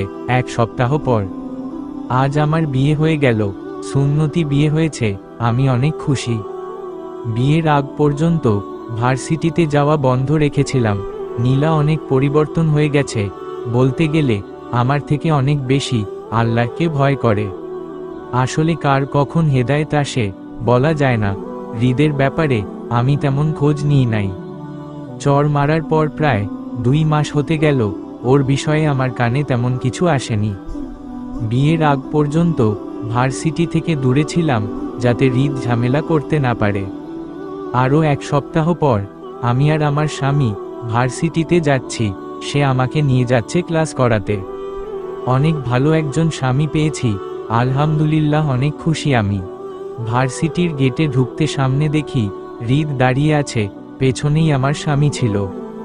হৃদ হয়তো সেটা খেয়াল করেনি। হৃদের মুখে দাড়ি, পাঞ্জাবি পরা, একেবারে অন্যরকম। আমি তো দেখে অবাক হয়ে দাঁড়িয়ে গেলাম। হৃদ উদ্বিগ্নভাবে বলল, ওহু, কোথায় ছিলে তুমি? এতদিন কেন আসনি? তোমাকে কল দিলেও ফোন বন্ধ, কেউ তোমার খোঁজ দিতে পারছে না। তোমার বাড়িতেও গিয়েছিলাম, পাইনি। আমি মনে মনে ভাবলাম হৃদ যাতে বিরক্ত করতে না পারে, তাই সিম বন্ধ করে দিয়েছিলাম, আর ভার্সিটিতেও যেতাম না একই কারণে। নীলা ছাড়া আমার খোঁজ কেউ জানত না। নীলাকে নিষেধ করা হয়েছিল আমার বিষয়ে কাউকে কিছু না বলতে। কিন্তু হৃদ বাড়িতে আসলো কবে তা বুঝতে পারছি না। একদিন অবশ্য বিকালে বেশ কয়েকবার কলিং বেল বাজে, কিন্তু বাড়িতে কেউ না থাকায় দরজা খুলিনি। কিন্তু কে বাজালো কলিং বেল তা দেখতে গিয়ে 2য় তলায় উঠে বারান্দা দিয়ে যখন তাকালাম, কাউকে দেখলাম না। হয়তো আল্লাহ চাইনি ওর সাথে আমার দেখা হোক। নিজের মনের মধ্যে কথাগুলো ভাবছিলাম। হৃদ বলল, কি হলো ওহু, কথা বলো, কোথায় ছিলে তুমি? আমি তোমাকে কত খুঁজেছি। আমি বুঝতে পেরেছি সব আমার ভুল ছিল, তাই আমি পরিবর্তন হয়ে গেছি। এখন কি তুমি আমাকে মেনে নিবে? আমি আমার স্বামীর দিকে তাকালাম। সে একটু পেছনে দাঁড়িয়ে দেখছিল। তারপর সে আমার পাশে দাঁড়ালো। আমি বললাম, হৃদ, উনি আমার স্বামী।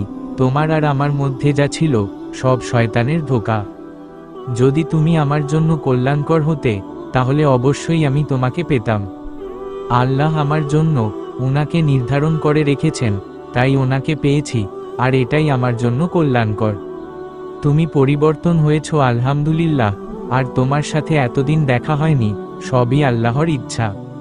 তুমি যদি সত্যি আল্লাহর জন্য পরিবর্তন হয়ে থাকো, তো আল্লাহর ওপর ভরসা রাখো, নিশ্চয়ই তুমি আমার থেকে উত্তম কাউকে পাবে। হৃদ বিষণ্ণভাবে মাথা নিচু করে রাখল কিছুক্ষণ, তারপর এক চিলতে হাসি দিয়ে আমার স্বামীর সাথে হ্যান্ডশেক করল, আর বলল, আপনি অনেক ভাগ্যবান, ওহুর মতো একজন স্ত্রী পেয়েছেন। আমি হয়তো ওহুর যোগ্য ছিলাম না। যাই হোক, ওকে সুখে রেখেন, ভালো রেখেন। আমি সব সময় দোয়া করব আপনাদের জন্য। আমার হয়তো অনেক খারাপ লাগবে, কষ্ট হবে। আল্লাহ চাইলে একসময় সব ভুলে যাব, কিন্তু আল্লাহর ইচ্ছায় ওহুর মাধ্যমে যে হেদায়েত পেয়েছি, এটাই অনেক। আমি হৃদের কথা শুনে মুগ্ধ হলাম। আমার স্বামীও হাসি মুখে কথা বলল। আমি হৃদের কথা আগে থেকে বলে দিয়েছিলাম, যাতে ঝামেলা না হয়।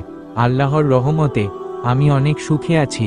সকল প্রশংসা মহান রব্বুল আলামিনের জন্য, যিনি আমাকে সৃষ্টি করেছেন। সমাপ্ত। গল্পটি ভালো লাগলে লাইক করে দিন। আমাদের পরবর্তী গল্প সবার আগে পেতে চাইলে চ্যানেলটি সাবস্ক্রাইব করে রাখুন। কে কোথায় থেকে গল্পটি শুনছেন প্লিজ কমেন্ট করে জানাবেন। আসসালামু আলাইকুম।